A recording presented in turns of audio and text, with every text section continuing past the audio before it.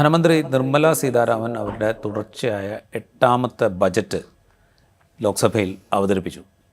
പതിവ് പോലെ അവരുടെ കഴിഞ്ഞ കാല ബജറ്റുകൾ ശ്രദ്ധിച്ചു കഴിഞ്ഞാൽ നമുക്കറിയാം, പതിവ് പോലെ ചില ഫോക്കസ് ഏരിയകൾ പ്രഖ്യാപിക്കുകയും ആ ഫോക്കസ് ഏരിയയിൽ എന്തൊക്കെയാണ് നടപ്പാക്കാൻ പോകുന്നത് എന്നുള്ളത് സംബന്ധിച്ചുള്ള വിശദീകരണങ്ങൾ കൊടുക്കുകയും പിന്നീട് കുറച്ച് മറ്റു ചില ഏരിയകളിലേക്ക് കൂടെ അത് പടരുകയും ഒക്കെ ചെയ്യുന്ന ആദ്യത്തെ ഭാഗവും, രണ്ടാമത്തേത് വിഭവ സമാഹരണത്തിൻ്റെ ഡയറക്റ്റ് ഇൻഡയറക്റ്റ് ടാക്സുകളെ കുറിച്ച് പരാമർശിക്കുന്ന രണ്ടാമത്തെ ഭാഗവും. ഇങ്ങനെയാണ് സാധാരണ നിലയ്ക്ക് നിർമ്മല സീതാരാമൻ്റെ ബജറ്റ് പ്രസംഗം ഉണ്ടാവാറ്.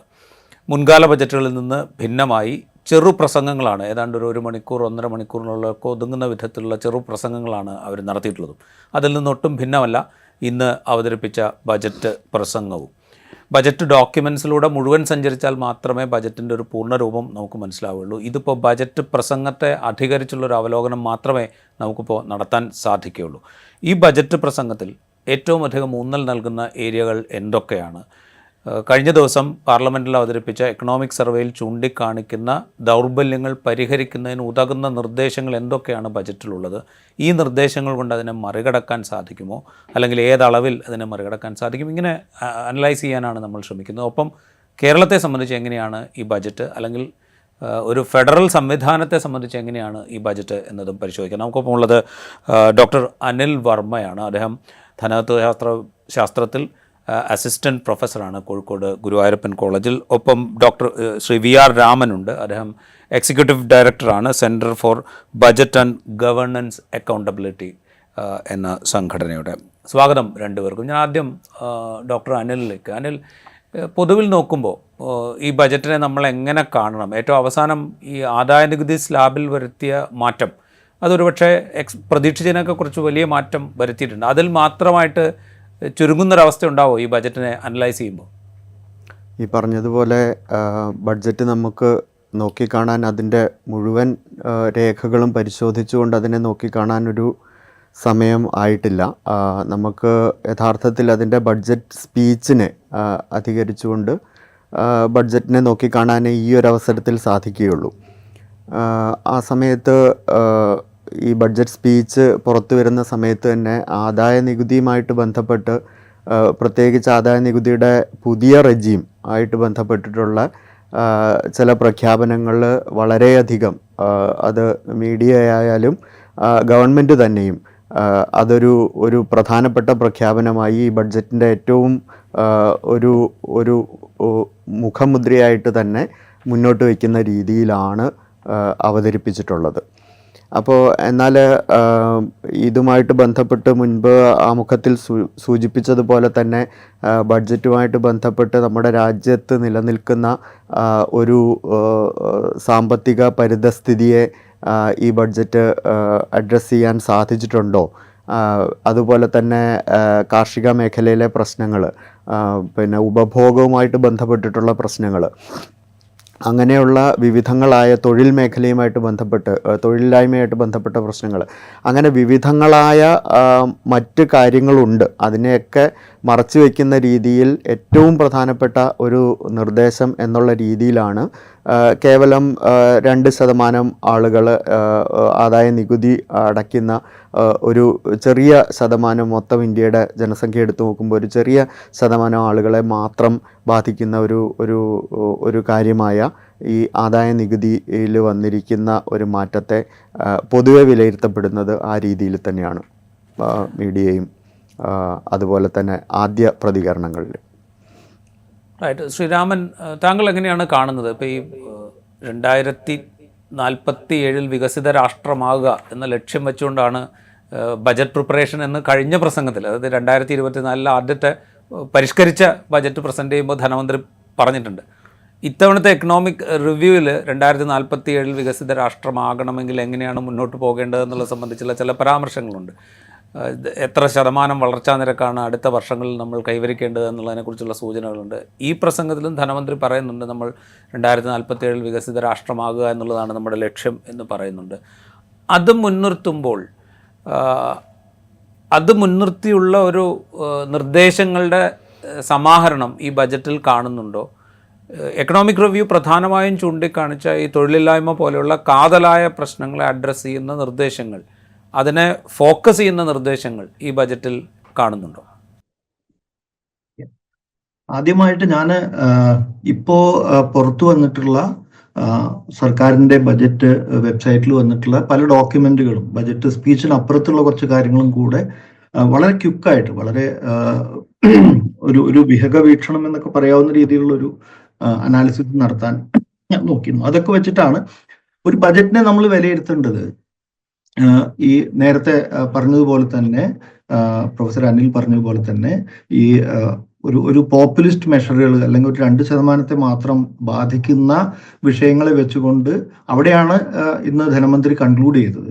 അതുമാത്രം വെച്ചുകൊണ്ട് നമ്മൾ ഒരു ബജറ്റിനെ വിലയിരുത്താൻ നോക്കിക്കഴിഞ്ഞാൽ ശരിയാവില്ല. അപ്പൊ നമ്മൾ അധസ്ഥിത ജനവിഭാഗങ്ങൾ, പിന്നോക്കം ആയിട്ടുള്ള ആളുകൾ, തൊഴിലില്ലാത്തവർ, കൃഷിക്കാർ, അങ്ങനെ സ്ത്രീകൾ, കുട്ടികൾ, ഇങ്ങനെയുള്ള പല വിഭാഗങ്ങളും, പ്രത്യേകിച്ച് ഷെഡ്യൂൾഡ് കാസ്റ്റ്, ഷെഡ്യൂൾഡ് ട്രൈബ്, ഇവർക്കൊക്കെ ഈ ബജറ്റ് എങ്ങനെയാണ് ഗുണം ചെയ്യുക?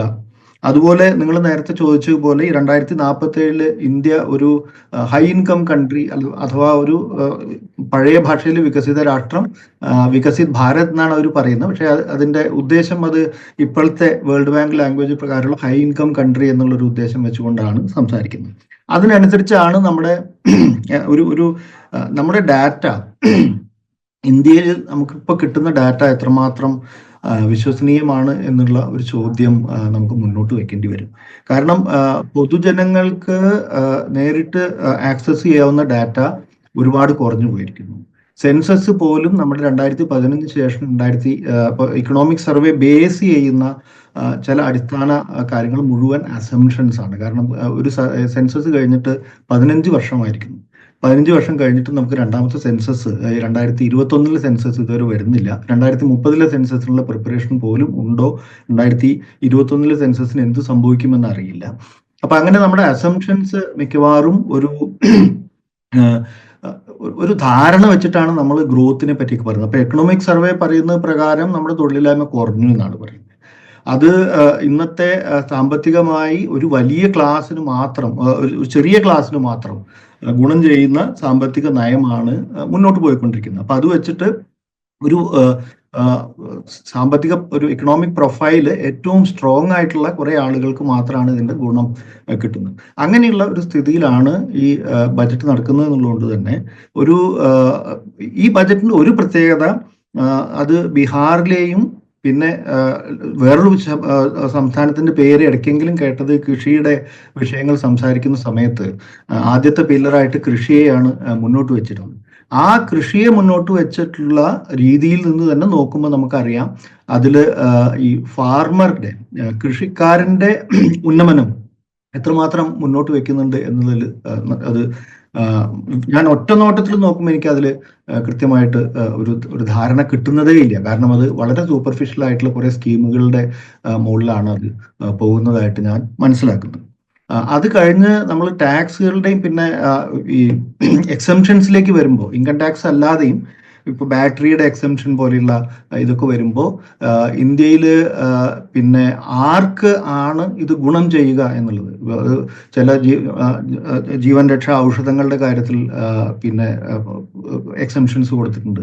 ഈ കൊടുത്ത എക്സംഷൻസ് ഒക്കെ ഒരു തരത്തിൽ നോക്കുകയാണെങ്കിൽ അത് സാധാരണ രോഗികൾക്ക് ഗുണം ചെയ്യും എന്ന് നമുക്ക് തോന്നുമെങ്കിലും അത് മിക്കവാറും ഗുണം ചെയ്യാൻ പോകുന്നത് അതിന്റെ പിന്നെ ഉണ്ടാക്കുന്ന കമ്പനികൾക്കോ, കാരണം അത് ഇന്ത്യയിൽ പ്രൊഡ്യൂസ് ചെയ്യുകയാണെങ്കിൽ 100% എക്സംഷൻ വരും എന്നുള്ള രീതിയിലും, പിന്നെ അപ്പോൾ രാജ്യത്തിന് നഷ്ടമുണ്ടാവുകയും എന്നാൽ അതിന്റെ ഗുണഭോക്താക്കൾക്ക് വേണ്ടത്ര ഗുണം കിട്ടാതിരിക്കുകയും ചെയ്യുന്ന ഒരു സ്ഥിതി വരുമോ എന്ന് സംശയിക്കണം. അതേപോലെ മെഡിക്കൽ ടൂറിസം ഒരു വലിയ ഫോക്കസ് പോയിന്റ് ആയിട്ട് വന്നിട്ടുണ്ട്.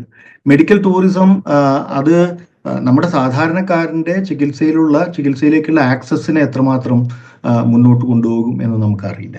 അതുപോലെ ഈ നാഷണൽ ഹെൽത്ത് മിഷൻ എന്ന 2005 പിന്നെ നാഷണൽ റൂറൽ ഹെൽത്ത് മിഷനായി തുടങ്ങുകയും പിന്നീട് നാഷണൽ ഹെൽത്ത് മിഷനായി മാറുകയും ചെയ്ത ഒരു വളരെ പ്രധാനപ്പെട്ട സ്കീം, ആ സ്കീം നമ്മുടെ രേഖകളിൽ നിന്ന് അപ്രത്യക്ഷമാവുകയും അത് പലതരം കമ്പണന്റുകളായിട്ട് RCH എന്നൊക്കെ പറയുന്ന 1993 റിപ്രൊഡക്റ്റീവ് ചൈൽഡ് ഹെൽത്ത്, പിന്നെ ഹെൽത്ത് സിസ്റ്റം സ്ട്രെങ്തനിങ്, പിന്നെ ഇൻഷുറൻസ്, ഇങ്ങനെ പല കമ്പണന്റുകളായിട്ട് ബഡ്ജറ്റിൽ നമുക്ക് ചെതറി കിടക്കുന്നത് കാണാം. അങ്ങനെ നോക്കുമ്പോൾ ഈ ഇൻഷുറൻസ് സ്കീമിന് ഒരു വലിയ വളർച്ച കാണുന്നുണ്ട്. ഇൻഫ്രാസ്ട്രക്ചർ ഡെവലപ്മെന്റ് ഫോക്കസ് ചെയ്യുമ്പോൾ തന്നെ ഹ്യൂമൻ റിസോഴ്സസിന് എത്രമാത്രം ഫോക്കസ് ഉണ്ട് എന്നുള്ളത്. കാരണം നമുക്ക് കുറച്ച് കാലമായിട്ട് നമ്മൾ പ്ലാൻ നോൺ പ്ലാൻ എന്നുള്ള രീതിയിൽ ബജറ്റിനെ കാണാൻ കഴിയുന്നില്ല. അപ്പോൾ അത് ക്യാപിറ്റലും പിന്നെ റവന്യൂ ഈ രീതിയിൽ മാത്രമേ നമുക്ക് ബജറ്റിനെ ഇപ്പോൾ കാണാൻ കഴിയുന്നുള്ളൂ. അതുകൊണ്ട് തന്നെ ഹ്യൂമൻ റിസോഴ്സസിന് ഒരു ഊന്നലില്ലാത്ത ഒരു ബജറ്റ്, അത് ഇൻഫ്രാസ്ട്രക്ചറിനെ മാത്രം, ഫിസിക്കൽ ഇൻഫ്രാസ്ട്രക്ചറിനെ മാത്രം ഊന്നൽ കൊടുക്കുമ്പോൾ ആരോഗ്യത്തിന്, അതുപോലെ മെഡിക്കൽ സീറ്റുകൾ വർദ്ധിപ്പിക്കുമെന്ന് പറയുന്നു. മെഡിക്കൽ സീറ്റുകൾ വർദ്ധിപ്പിക്കുമെന്ന് പറയുമ്പോൾ അത് ഏത് രംഗത്ത്, പബ്ലിക് ആണോ അതോ പ്രൈവറ്റ് ആണോ, അത് ശ്രദ്ധിക്കണം. ഒരു വലിയ ശതമാനം മെഡിക്കൽ സീറ്റുകളുടെ എണ്ണത്തിൽ വർധനയുണ്ടായെങ്കിലും മെഡിക്കൽ എഡ്യൂക്കേഷൻ, അതിന്റെ ക്വാളിറ്റി ഒരുപാട് വീണുപോയ സമയമാണ്. അതുപോലെ ഈ NREGA നമ്മൾ വിചാരിക്കുന്ന ഗ്രാമീണ തൊഴിൽ രംഗത്ത് ഒരുപാട് മുന്നേറ്റങ്ങൾ സൃഷ്ടിക്കാനും സാധാരണക്കാരൻ്റെ പോക്കറ്റിൽ കുറച്ച് ഒരു ഗ്യാരണ്ടി തൊഴിലിൻ്റെ ഭാഗമായിട്ട് കുറച്ച് പൈസ എത്തുകയും ചെയ്യുന്ന ആ സ്കീമിന് ഒരു വലിയ പ്രാധാന്യമൊന്നും ഈ തവണയും കൊടുത്തിട്ടില്ല. ന്യൂട്രീഷൻ അതുപോലെ ഒരു ഏതാണ്ട് പതിവിൻപടി പോകുന്ന ഒരു സ്കീമാണ്. ജെൻഡർ ബജറ്റ് ഞാൻ നോക്കുമ്പോൾ 100% സ്ത്രീകളുടെ ഉന്നമനത്തിനായി നീക്കി വെക്കേണ്ടതായിട്ടുള്ള ബജറ്റ് കഴിഞ്ഞ വർഷത്തെ അപേക്ഷിച്ച്, കഴിഞ്ഞ 5 വർഷത്തെ അപേക്ഷിച്ച് ഒരുപാട് കുറഞ്ഞിരിക്കുകയാണ്. 30% മേലെയുള്ള സ്കീമുകൾ, സ്ത്രീകളുടെ ഉന്നമനത്തിനായി പണം ചെലവാക്കുന്ന സ്കീമുകൾ ഏതാണ്ട് കുറച്ചൊരു കൂടിയതായിട്ട് നമുക്ക് കാണാം. അതേസമയം ഈ 30% താഴെയുള്ളതിനെയും, അത് കഴിഞ്ഞ വർഷം തൊട്ട് ഈ സർക്കാർ തുടങ്ങിയ ഒരു പരിപാടിയാണ്. നമ്മുടെ മുമ്പ് ജെൻഡർ ബജറ്റിൽ 2 തരത്തിലാണ് സ്കീമുകളെ കണ്ടിരുന്നത്. മുഴുവനായും സ്ത്രീകളുടെ ഉന്നമനത്തിന്, അല്ലെങ്കിൽ 30% അധികം സ്ത്രീകളുടെ. ഇപ്പം അത് മാത്രമല്ല, 30% താഴെയുള്ള സ്കീമുകളെ പോലും പരിഗണിക്കുന്ന ഒരു സ്ഥിതി വരുന്നുണ്ട്, ഗ്രൂപ്പ് സി എന്ന് പറഞ്ഞിട്ട്. അതിലും അങ്ങനെയാണെങ്കിൽ പോലും അതിലും വളരെ നോർമൽ ആയിട്ടുള്ള ഗ്രോത്തെ കാണുന്നുള്ളൂ. ചൈൽഡ് ബജറ്റ്, കുട്ടികളുടെ ഉന്നമനത്തിനായിട്ടുള്ള ബജറ്റും അതുപോലെ തന്നെ. ചൈൽഡ് ബജറ്റിൽ പലപ്പോഴും അതിന്റെ വാല്യൂ കൂട്ടാൻ വേണ്ടി ഉപയോഗിച്ചിട്ടുള്ള, ഞാൻ അതിന്റെ ബജറ്റിന്റെ പ്രൊഫൈൽ നോക്കിയായിരുന്നു. അപ്പോൾ വാല്യൂ കൂട്ടാൻ വേണ്ടിയിട്ട് ഉപയോഗിച്ചിട്ടുള്ളത് പലതും ഇന്റേൺഷിപ്പും ഫെലോഷിപ്പും ഒക്കെയാണ്. അതൊക്കെ ഗുണം ചെയ്യാൻ പോകുന്നത് 18 വയസ്സുകാർക്കോ 20 വയസ്സുകാർക്കോ ഒക്കെയാണ്. അപ്പൊ അത് എങ്ങനെയാണ് ചൈൽഡ് ബജറ്റ് ആകുന്നത് എന്നുള്ളത് എനിക്ക് അറിഞ്ഞുകൂടാ. അപ്പൊ മൊത്തത്തിൽ നോക്കുകയാണെങ്കിൽ ഈ പോപ്പുലിസ്റ്റ് മെഷറുകൾ കൊണ്ടും ബീഹാറിൽ വരാനിരിക്കുന്ന തെരഞ്ഞെടുപ്പിനെ മുൻകൂട്ടി കണ്ടും ഞാൻ ഡൽഹിയിൽ എന്തെങ്കിലും ഉണ്ടാകും. അത് പറയുമ്പോൾ ഞാനൊരു കാര്യം ചോദിച്ചോട്ടെ ശ്രീരാമൻ, ഇത് പറയുമ്പോൾ ഇപ്പോൾ ധനമന്ത്രി ഇതിന്റെ തുടക്കത്തിൽ ദാരിദ്ര്യ നിർമ്മാർജ്ജനമാണ് ലക്ഷ്യം എന്ന് പറയുന്നുണ്ട്. അതിന് തൊട്ടു പിറകെ പറയുന്ന ഒരു കാര്യം 100% ക്വാളിറ്റി സ്കൂൾ എഡ്യൂക്കേഷൻ പ്രൊവൈഡ് ചെയ്യുക എന്നുള്ളതാണ് ലക്ഷ്യം എന്ന് പറയുന്നുണ്ട്. ഇതൊക്കെ പറയുന്നുണ്ട്. അതുപോലെ റൂറൽ ഹയർ സെക്കൻഡറി സ്കൂളുകളിലൊക്കെ ഇൻ്റർനെറ്റ് കണക്ടിവിറ്റി ലഭ്യമാക്കും എന്ന് പ്രഖ്യാപിക്കുന്നുണ്ട്. അത് ആ ഏരിയയുമായി റിലേറ്റ് ചെയ്ത് കാർഷിക മേഖലയിലേക്ക് വന്നു കഴിഞ്ഞാൽ കൃഷിക്ക് 100 അഗ്രി ഡിസ്ട്രിക്റ്റുകൾ ഫോം ചെയ്യും. അവിടെ സംസ്ഥാനങ്ങളുടെ സഹകരണത്തോടുകൂടെ എന്താ പറയുക, കാർഷിക വിളകളുടെ ഉൽപ്പാദനം വർദ്ധിപ്പിക്കാനായിട്ടുള്ള ശ്രമങ്ങൾ ഉണ്ടാവും എന്ന് പറയുന്നുണ്ട്. അതിൽ തന്നെ പൾസസിന് പ്രത്യേകം പറയുന്നുണ്ട്, പിന്നെ ഫ്രൂട്ട്സ് ആൻഡ് വെജിറ്റബിൾസിന് പ്രത്യേകം പറയുന്നുണ്ട്. ഇങ്ങനെ പ്രത്യേകം സ്കീമുകൾ നമ്മൾ പ്രസംഗത്തിൽ കേൾക്കുമ്പോഴുണ്ട്. അതാണ് ഞാൻ ചോദിക്കുന്നത്. പ്രസംഗത്തിൽ കേൾക്കുമ്പോൾ നമ്മളിതൊക്കെ കേൾക്കുന്നുണ്ട്. അതിന് ഈ ഡാറ്റയുമായിട്ട് യോജിക്കുമ്പോൾ എങ്ങനെയാണ് കോൺട്രഡിക്ഷൻ വരുന്നതെന്നാണ് എനിക്ക് മനസ്സിലാകാത്തത്. കോൺട്രഡിക്ഷൻ ഞാനത് ശ്രദ്ധിച്ചു. അതിപ്പോൾ ഈ എഡ്യൂക്കേഷന്റെ കാര്യത്തിൽ തന്നെ ഇപ്പോൾ സമഗ്ര ശിക്ഷ, ഇതിൽ ഭാരത് നെറ്റിനെ വെച്ചുകൊണ്ടാണ് ഇന്റർനെറ്റ് കണക്ഷനെ പറ്റി പറയുന്നത്. എന്തായാലും അത് കേരളം പോലുള്ളൊരു സംസ്ഥാനത്തിന് ഗുണം ചെയ്യാൻ പോകുന്നില്ല. കാരണം കേരളം കെ-നെറ്റ് വഴിക്കും ഒക്കെ കേരളത്തിൽ ഒരുവിധം എല്ലാ പബ്ലിക് സ്കൂളുകൾക്കും കണക്ടിവിറ്റി ഉള്ളത് കൊണ്ട് തന്നെ ഇതൊക്കെ ബെനിഫിറ്റ് ചെയ്യാൻ പോകുന്നത് ഒരു ആന്ധ്രാപ്രദേശിനോ തെലങ്കാനയെ പോലെ മഹാരാഷ്ട്ര, അങ്ങനെ ചില സംസ്ഥാനങ്ങളിൽ മാത്രമേ ഇതിന്റെ ബെനിഫിറ്റ് എടുക്കാൻ കഴിയുള്ളൂ. കാരണം ഈ ബേസിക്കായ ഇതുപോലുള്ള കാര്യങ്ങൾ ഇപ്പോൾ ഒരു കാർഷിക മേഖലയിലെ പൾസിന്റെ കാര്യങ്ങൾ എന്നൊക്കെ പറയുമ്പോൾ സാധാരണഗതിയിൽ ഞാനിപ്പോൾ ഈ ആസ്പിറേഷണൽ ഡിസ്ട്രിക്ട്, ആസ്പിറേഷണൽ ബ്ലോക്കുകളിൽ ആ പരിപാടികൾ നീതി ആയോഗ് കഴിഞ്ഞ 5 വർഷമായി പറയുന്ന കാര്യങ്ങളല്ലാതെ ഇതിന് പ്രത്യേക ബജറ്റ് അലൊക്കേഷനുകളൊന്നും ഉള്ളതായിട്ട് തുകകൾ കാണുമ്പോൾ തോന്നുന്നില്ല. അത് കുറച്ചും കൂടി ഡീറ്റെയിൽ ആയിട്ട് അതിൻ്റെ ഓരോ കമ്പണൻറ്റിലെയും അലൊക്കേഷൻസിൻ്റെ ഒരു സ്വഭാവം എന്താണെന്ന് ഡിപ്പാർട്ട്മെൻറ്റ് വൈസ് അതിൽ ഡോക്യുമെൻ്റ് ഞാൻ കണ്ടു. പക്ഷേ ഡോക്യുമെൻ്റ് മുഴുവനായിട്ടും അനലൈസ് ചെയ്യാനുള്ളൊരു സമയമായിട്ടില്ല. അത് വെച്ചുകൊണ്ട് കമൻറ്റ് ചെയ്യുന്നത് ശരിയുമല്ല. പക്ഷേ ഒറ്റനോട്ടത്തിൽ നോക്കുമ്പോൾ ഈ പറഞ്ഞ രീതിയിൽ, പിന്നെ ഈ ഇൻഷുറൻസിൻ്റെ രംഗത്ത് പ്രത്യേകിച്ചും മെഡിക്കൽ ഇൻഷുറൻസും അതുപോലുള്ള രംഗങ്ങളിലും 74% FDA ലിമിറ്റിൽ നിന്ന് നമ്മൾ 100% FDA ലിമിറ്റിലേക്ക് മാറുകയാണ്. ഫോറിൻ ഡയറക്റ്റ് ഇൻവെസ്റ്റ്മെന്റ് എന്നുള്ള രീതിയിലേക്ക് മാറുകയാണ്. അങ്ങനെ മാറുന്നത് അത് ഇൻഷുറൻസിന്റെ കുത്തക ഹെൽത്ത് ഇൻഷുറൻസിന്റെ കുത്തക പ്രത്യേകിച്ചും അത് വിദേശ കമ്പനികളിലേക്ക് പോകുന്നതും അതിന്റെ ഭാഗമായിട്ടുള്ള ലിറ്റിഗേഷനും കവറേജിന്റെ പ്രശ്നങ്ങളും സാധാരണക്കാർ നേരിടുന്ന സ്ഥിതി വരികയും പ്രത്യേകിച്ചും പിന്നെ ആരോഗ്യരംഗത്ത് നിന്ന് PMJAY എന്നുള്ള സ്കീമിനെ കൂടി കണക്കിലാക്കി നോക്കുമ്പോഴാണ് എനിക്ക് അതിൻ്റെ ഒരു കുറച്ച് ഡീറ്റെയിലേക്ക് ഒരു ഊഹം വരുന്നത്. അത് ഊഹം മാത്രമാണ്, ഞാനത് ഇപ്പോൾ എനിക്ക് ഉറപ്പിച്ച് പറയാൻ കഴിയില്ല. പക്ഷേ ഇതിലൊക്കെ വരുമ്പോൾ ഈ കമ്പനികളായിരിക്കും ഒരു പക്ഷേ നാളത്തെ PMJAYയുടെ നടത്തിപ്പുകാരായിട്ട് മാറുക എന്ന് വന്നു കഴിഞ്ഞാൽ അമേരിക്കയിലും മറ്റും നടക്കുന്ന കവറേജ് ഡിനൈ ചെയ്യുന്ന ഒരു സിസ്റ്റം ഇന്ത്യയിൽ ഒരുപാട് കൂടി വരാൻ സാധ്യതയുണ്ട് എന്നുള്ളതും, പിന്നെ അത് ഇൻവെസ്റ്റ്മെന്റ് അവർ 100% പറയുന്നത് ആ പണം ഇന്ത്യയിൽ തന്നെ ഇൻവെസ്റ്റ് ചെയ്താലേ അങ്ങനെ തരുള്ളൂ എന്നൊക്കെ പറയുന്നുണ്ട്. ആ ഇൻവെസ്റ്റ്മെന്റ് എന്തായാലും ഇൻഷുറൻസ് കമ്പനിക്ക് ചെയ്യാതിരിക്കാൻ കഴിയൂല. പക്ഷെ അതിന്റെ ലാഭം എന്തായാലും അവർക്ക് പോകും എന്നുള്ളതും, അത് സാധാരണക്കാരന്റെ കവറേജിനെ കുറച്ചുകൊണ്ട് കമ്പനികളുടെ ലാഭത്തിലേക്ക് മാറും എന്നുള്ള ഒരു ആശങ്ക, ഇത് വളരെ ഗൗരവമായിട്ടുള്ള ആശങ്കയാണ്. കാരണം നമ്മൾ പബ്ലിക് ഹെൽത്ത് സിസ്റ്റംസ് സ്ട്രെങ്തൻ ചെയ്യാനുള്ള ഇൻവെസ്റ്റ്മെന്റുകളെയാണ് ഇൻഷുറൻസ് കമ്പനികൾക്ക് കൊടുക്കുന്ന പ്രീമിയം തുകയായി മാറ്റുന്നത്. അങ്ങനെ മാറ്റുമ്പോൾ ഇൻഷുറൻസ് വഴിക്ക് കിട്ടുന്നു എന്നുള്ള അതേ സമയത്ത് നമ്മുടെ പബ്ലിക് ഇൻഫ്രാസ്ട്രക്ചർ, നമ്മുടെ ഏറ്റവും പ്രധാനപ്പെട്ട ആരോഗ്യ വ്യവസ്ഥയുടെ നട്ടെല്ലായിട്ടുള്ള പബ്ലിക് ഇൻഫ്രാസ്ട്രക്ചർ തകരുകയും അത് ഒരുപാട് പിന്നെ ക്ഷീണിച്ചു പോവുകയും ചെയ്യുന്ന ഒരു സ്ഥിതി വരുന്നുണ്ട്. അപ്പൊ ഈ പറയുന്ന ഞാൻ അതുപോലെ ഓരോ കാര്യങ്ങളിലും ഫിസ്ക്കൽ പോളിസിയുടെ കാര്യത്തിലും പിന്നെ ഞാൻ ഒരുപാട് പിന്നെ സ്കീമുകളെ പലതും അണ്ടർലൈൻ ചെയ്ത് വെച്ചിട്ടുണ്ടായിരുന്നു. അപ്പൊ ഇതൊക്കെ ഉഡാൻ സ്കീം പോലെയുള്ള അത് കണക്ടിവിറ്റി കൂട്ടുന്നു എന്നുള്ളതിനോടൊപ്പം വിമാന കമ്പനികൾ അത് ഹാൻഡിൽ ചെയ്യുന്ന കമ്പനികൾക്ക് ബെനിഫിറ്റ് ചെയ്യുന്ന രീതിയിലാണ് കാര്യങ്ങൾ പോകുന്നത്. അപ്പൊ അത് കാരണം സാധാരണക്കാരന്റെ യാത്ര ഇപ്പോഴും സാധാരണക്കാരന്റെ പിന്നെ പോക്കറ്റിൽ ഒതുങ്ങുന്നതല്ല. അപ്പൊ നമുക്കിപ്പോൾ ഉദാഹരണത്തിന് കഴിഞ്ഞ വർഷത്തിൽ നിന്ന് ഈ കഴിഞ്ഞ 12 മാസത്തിനുള്ളിൽ ഡൈനാമിക് ഫെയർ സിസ്റ്റം ഉപയോഗിച്ച് യാത്ര നിരക്കുകൾ കുത്തനെ കൂടിക്കൊണ്ടിരിക്കുന്ന ഒരു സമയത്ത് അത് വിമാന നിരക്കാണെങ്കിലും അത് ഒരു ഗ്യാരണ്ടീഡ് രാജധാനി എക്സ്പ്രസിന്റെ ഫസ്റ്റ് AC ഈക്വലന്റ് ആയിട്ട് ഇതിനെ വെക്കുമെന്നൊക്കെ പറയുന്നുണ്ടെങ്കിലും ഒരു തരത്തിലും ഈ ലോക്കൽ ഉഡാൻ റീജിയണൽ എന്നുള്ള സംവിധാനത്തിനകത്ത് നമുക്ക് കുറഞ്ഞ നിരക്ക് കിട്ടുന്നില്ല. അപ്പൊ അതിന്റെ ഗുണം ആർക്കാണ്? എന്നാൽ ഈ കമ്പനികളൊക്കെ നഷ്ടമാണ് റിപ്പോർട്ട് ചെയ്യുന്നതാണ്. ഇത് തമ്മിലുള്ള കുറെ പൊരുത്തക്കേടുകൾ നമുക്ക് കാണേണ്ടി വരും. ഞാനിങ്ങനെ കുറെ കാര്യങ്ങളുണ്ട്. അപ്പൊ ഞാൻ എന്തായാലും നിങ്ങളുടെ ചോദ്യത്തിനനുസരിച്ച് ഞാൻ മടങ്ങിരാം. അനിൽ വർമ്മ, നമ്മൾ ഇപ്പം ഈ പ്രസംഗം തുടങ്ങുമ്പോൾ ഈ നേരത്തെ പറഞ്ഞല്ലോ ഇത് കൂടുതലായി ഈ ബജറ്റ് ആരെയൊക്കെയാണ് അഭിസംബോധന ചെയ്യുന്നത് എന്ന് സംബന്ധിച്ചൊരു ഡെഫിനിഷൻ ആദ്യം ധനമന്ത്രി നൽകുന്നുണ്ട്. പാവപ്പെട്ടവർ, യുവാക്കൾ, കർഷകർ, സ്ത്രീകൾ, ഈ 4 വിഭാഗങ്ങളെ അതാണ് പ്രധാനമായിട്ടും ഞാൻ അഭിസംബോധന ചെയ്യാൻ ശ്രമിക്കുന്നത് എന്ന് പറയുന്നു. അതിനുശേഷം 4 പ്രയോറിറ്റി ഏരിയകൾ പറയുന്നു. കൃഷി, ചെറുകിട ഇടത്തരം വ്യവസായങ്ങൾ, അതുപോലെ നിക്ഷേപം, കയറ്റുമതി, ഈ 4 ഏരിയയാണ് ഞാൻ ഊന്നൽ കൊടുത്തിരിക്കുന്നത് എന്ന് പറയുന്നു. ഇങ്ങനെയാണ് തുടങ്ങുന്നത്. അത് കഴിഞ്ഞിട്ട് നമ്മൾ ഈ ബജറ്റ് പ്രസംഗത്തിന്റെ ഡീറ്റെയിൽസിലേക്ക് പോകുമ്പോൾ ഈ ഏരിയകളിലൊക്കെ ഈ പറയുന്ന വിധത്തിലുള്ള ഊന്നലുണ്ടോ എന്നുള്ള ചോദ്യം ഉയരുന്നുണ്ട്. ഇപ്പോൾ രാമൻ ചൂണ്ടിക്കാണിക്കുന്നത് പോലെ കാർഷിക മേഖലയിൽ ഇതൊക്കെ പറയുന്നുണ്ട്. പക്ഷെ അതിന് അലോക്കേറ്റ് ചെയ്തിരിക്കുന്ന ഫണ്ടുമായിട്ട് യോജിച്ചു പോകുമോ എന്ന് ചോദിച്ചു കഴിഞ്ഞാൽ അത് വേറെ പരിശോധിക്കേണ്ട കാര്യമായിരിക്കും. ചില സ്കീമുകളൊക്കെ നേരത്തെ മുതൽ തന്നെ നടപ്പാക്കിക്കൊണ്ടിരിക്കുന്ന സ്കീമുകൾ തുടരാൻ പറയുമ്പോൾ അത് പുതിയതാണോ എന്നുള്ള ചോദ്യം അവിടെ വരും. MSME സെക്ടർ എടുത്തു കഴിഞ്ഞാൽ അവിടെ കൂടുതൽ ലോൺ അനുവദിക്കും എന്ന് പറയുന്നുണ്ട്. കാർഷിക മേഖലയ്ക്കുള്ളതുപോലെ തന്നെ ക്രെഡിറ്റ് കാർഡ് സ്കീം അവിടെ കിസാൻ ക്രെഡിറ്റ് കാർഡ് പോലെ MSMEക്കാർക്ക് ക്രെഡിറ്റ് കാർഡ് കൊണ്ടുവരും എന്ന് പറയുന്നുണ്ട്.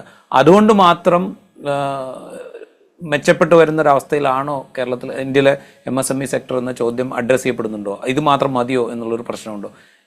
മൊത്തത്തിൽ എങ്ങനെയാണ് ഈ ബജറ്റിലെ ഈ പറയുന്ന, അതായത് ട്രസ്റ്റ് ഏരിയ ആയിട്ട് അവർ പറയുന്ന ഭാഗങ്ങളിലെ പരാമർശങ്ങളെ കാണുന്നത്? അതെ, ഈ പറഞ്ഞ പോലെ ട്രസ്റ്റ് ഏരിയ ആയിട്ട് പറഞ്ഞിരിക്കുന്നത് അഗ്രികൾച്ചർ സെക്ടർ, ചെറുകിട വ്യവസായ സംരംഭങ്ങൾ, അതുപോലെ തന്നെ എക്സ്പോർട്ട്, പിന്നെ തുടങ്ങിയ ഇൻവെസ്റ്റ്മെൻറ്റ് തുടങ്ങിയ കാര്യങ്ങളാണ്.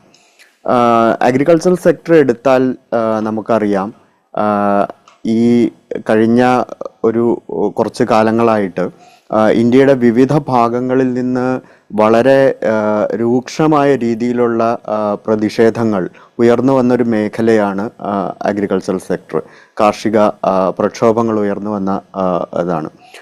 ആ ഉയർന്നു വന്ന പ്രക്ഷോഭങ്ങളിൽ മുന്നോട്ട് വയ്ക്കപ്പെട്ടിരിക്കുന്ന പല കാര്യങ്ങളും ഇപ്പോഴും ഈ ബഡ്ജറ്റ് അഡ്രസ്സ് ചെയ്തിട്ടേ ഇല്ല. അതിനെയൊന്നും അഡ്രസ്സ് ചെയ്യാൻ ഇത് ശ്രമിച്ചിട്ടേ ഇല്ല. മാത്രമല്ല, കാർഷിക മേഖലയിൽ ഉള്ള വളം, അതുപോലെ തന്നെ പിന്നെ പവർ, പിന്നെ ഇറിഗേഷൻ ഫെസിലിറ്റി, അങ്ങനെയുള്ള കാര്യങ്ങൾക്കുള്ള കർഷകർക്ക് കൊടുക്കുന്ന സബ്സിഡി പോലെയുള്ള കാര്യങ്ങളിലൊന്നും വർധനവോ അല്ലെങ്കിൽ അതിലൊരു വെട്ടിക്കുറവാണ്. കൂടുതൽ അതിൻ്റെ ഡാറ്റയിലേക്ക് നമ്മൾ കൂടുതൽ നോക്കിയാലേ അറിയുള്ളൂ. പക്ഷെ എന്നാലും പ്രാഥമികമായിട്ട് മനസ്സിലാക്കുന്നത് ആ രീതിയിലൊരു ഒരു വർധനവ് ആ കാര്യത്തിൽ വരുത്താൻ ഈ ഗവൺമെൻറ് ശ്രമിച്ചിട്ടില്ല എന്നുള്ളതാണ്. പിന്നെ അതുപോലെ തന്നെ എടുത്തു പറയാവുന്ന മറ്റൊരു കാര്യം ദേശീയ ഗ്രാമീണ തൊഴിലുറപ്പ് പദ്ധതിയാണ്. നമുക്കറിയാം, ഈ ബഡ്ജറ്റ് വരുന്ന സമയത്ത് ഇന്ത്യ വലിയ ഒരു പ്രതിസന്ധിയിലൂടെ കടന്നു പോവുകയാണ്. അത് ഒരു ഉപഭോഗം കുറയുന്ന ഒരു സാഹചര്യം നിലനിൽക്കുന്ന ഒരു മാക്രോ ഇക്കണോമിക് സിറ്റുവേഷനാണ് രാജ്യത്ത് നിലനിൽക്കുന്നത്. ഈ ഉപഭോഗത്തിൽ വരുന്ന കുറവ് പരിഹരിക്കണം എന്നുണ്ടെങ്കിൽ ആളുകളുടെ വാങ്ങൽ ശേഷി വർദ്ധിപ്പിക്കുക മാത്രമാണ് ഒരു സസ്റ്റൈനബിൾ ആയിട്ടുള്ള ഒരു പരിഹാരം എന്ന് പറയുന്നത്. ആ വാങ്ങൽ ശേഷി വർദ്ധിപ്പിക്കണമെങ്കിൽ ദേശീയ ഗ്രാമീണ തൊഴിലുറപ്പ് പദ്ധതി പോലെയുള്ള പദ്ധതികൾക്ക് കൂടുതൽ പണം അനുവദിക്കുകയാണ് ഗവൺമെൻറ് ചെയ്യേണ്ടത്. കഴിഞ്ഞ 2-3 ബഡ്ജറ്റുകൾ എടുത്തു നോക്കിയാൽ നമുക്കറിയാം, ഈ പദ്ധതി ദേശീയ ഗ്രാമീണ തൊഴിലുറപ്പ് പദ്ധതി എടുത്താൽ അതിന് കൊടുത്തിരിക്കുന്ന ഔട്ട്ലേ എന്ന് പറയുന്നത് കുറഞ്ഞു വരികയാണ് ചെയ്യുന്നത്. 1. 2, നമുക്കറിയാം ദേശീയ ഗ്രാമീണ തൊഴിലുറപ്പ് പദ്ധതി പ്രകാരം എടുത്ത ജോലികൾക്ക് തന്നെ കൂലി കൊടുത്തു തീർക്കാൻ ഏതാണ്ട് 3500 കോടി രൂപയോളം കൊടുത്തു തീർക്കാനുള്ള ബാധ്യത ഇപ്പം നിലനിൽക്കുന്നുണ്ട് ഗവൺമെൻറ് പുറത്ത്. അതേപോലെ തന്നെ 10,000 കോടി രൂപയുടെ എക്യുപ്മെന്റ്സ്, ഇതുമായിട്ട് ബന്ധപ്പെട്ട എക്യുപ്മെന്റ്സ് വാങ്ങിയത് കൊടുത്തു തീർക്കാനുണ്ട്. ഇതൊക്കെ നിലനിൽക്കുന്ന സാഹചര്യത്തിൽ പോലും അത്തരം പദ്ധതികളെ ഏതെങ്കിലും വിധത്തിൽ ഗ്രാമീണ മേഖലയിലെ ഉപഭോഗത്തെ തിരിച്ചു കൊണ്ടുവരാൻ പ്രാപ്തമായ രീതിയിലുള്ള പദ്ധതികൾക്ക് വേണ്ടത്ര പണം അനുവദിക്കാത്ത ആ പദ്ധതിയെ ഇല്ലായ്മ ചെയ്യുന്ന രീതിയിലുള്ള കാര്യമാണ് ചെയ്തുകൊണ്ട് ഇപ്പോൾ ചൈൽഡ് ഡെവലപ്മെന്റിന്റെ കാര്യം സാർ സൂചിപ്പിക്കുകയുണ്ടായി.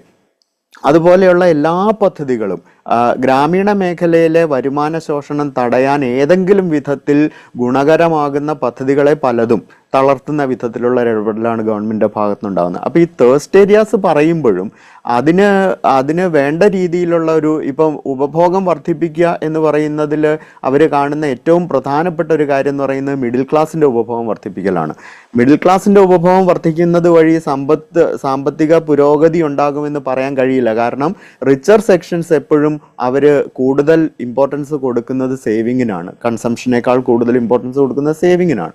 അപ്പോൾ ഞാൻ അത് ചോദിക്കാൻ പറ്റുമായിരുന്നു. ഇപ്പോൾ ഈ ഉപഭോഗത്തിൻ്റെ, അതായത് വാങ്ങൽ ശേഷിയുടെ കാര്യം പറഞ്ഞപ്പോൾ ഈ ആദായ നികുതി പരിധി 12 ലക്ഷമായിട്ട് വർദ്ധിപ്പിക്കുമ്പോൾ സ്വാഭാവികമായിട്ടും ഈ പറയുന്ന ആദായ നികുതി പരിധിയിൽ വരുന്ന അല്ലെങ്കിൽ റിട്ടേൺ സമർപ്പിക്കുകയോ ആദായ നികുതി കൊടുക്കുകയോ ചെയ്യുന്ന 2 കോടിയിലധികം ആളുകളോ അല്ലെങ്കിൽ ഈ നെറ്റിൽ വരും എന്ന് വിശാലാർത്ഥത്തിൽ നമുക്ക് പറയാൻ പറ്റുന്ന ഒരു 7 കോടി ആളുകളോ, ഇവരുടെ സ്പെൻഡിങ് വലിയ തോതിൽ കൂടുമെന്നും അതുവഴി മാർക്കറ്റിലേക്ക് കൂടുതൽ പണം എത്തുമെന്നും അത് ഇൻ ടേൺ നികുതിയായിട്ട് സ്റ്റേറ്റുകൾക്കും സെൻട്രലിനും ഒക്കെ കിട്ടുമെന്നും ഒക്കെയുള്ളൊരു വിശാലാടിസ്ഥാനത്തിലുള്ള ചില വിലയിരുത്തലുകളുണ്ട്. അങ്ങനൊരു ഉപഭോഗം വർദ്ധിപ്പിക്കൽ ഈ സർക്കാർ ലക്ഷ്യമിടുന്നുണ്ട്. അങ്ങനെ ഉപഭോഗം വർദ്ധിപ്പിക്കുകയാണെങ്കിൽ ഈ പറയുന്ന MSMEയിലെ ഉൽപ്പാദനം കൂടാൻ സാധ്യതയുണ്ട്, അല്ലെങ്കിൽ കാർഷിക ഉൽപ്പന്നങ്ങളുടെ വിപണനം കൂടാൻ അതിനുള്ളൊരു സാധ്യതയുണ്ടോ? അല്ല, അതാ ഞാൻ പറഞ്ഞ ഒരു ലോജിക്കലായിട്ട് ശരിയാവുന്ന സാമ്പത്തിക ശാസ്ത്ര നോളജ് പ്രകാരം അത് ശരിയാവുന്ന ഒരു കാര്യമല്ലെന്നാണ് ഞാൻ പറഞ്ഞത്. അതൊരു ഫ്ലെയ്ഡ് ലോജിക് ആണെന്നാണ് ഞാൻ പറയുന്നത്. അതായത് പിന്നെ ഒരു മിഡിൽ ക്ലാസിൻ്റെ ഉപഭോഗത്തിൽ വലിയ വർധനവ് ഉണ്ടാകാൻ സാധ്യതയില്ല. 2 കാര്യങ്ങൾ കൊണ്ടാണ്. ഒന്ന്, അവരുടെ കിട്ടുന്ന വരുമാനത്തിൻ്റെ കൂടിയ പങ്കും അവർ സേവിങ്ങിന് വേണ്ടിയിട്ടാണ് ഉപയോഗിക്കുന്നത്. അതേസമയം സാധാരണക്കാരായ തൊഴിലാളികളാണ് അവർക്ക് കിട്ടുന്ന വരുമാനത്തിൻ്റെ കൂടുതൽ പങ്കും ഉപഭോഗത്തിന് വേണ്ടിയിട്ട് ഉപയോഗിക്കുന്നത്.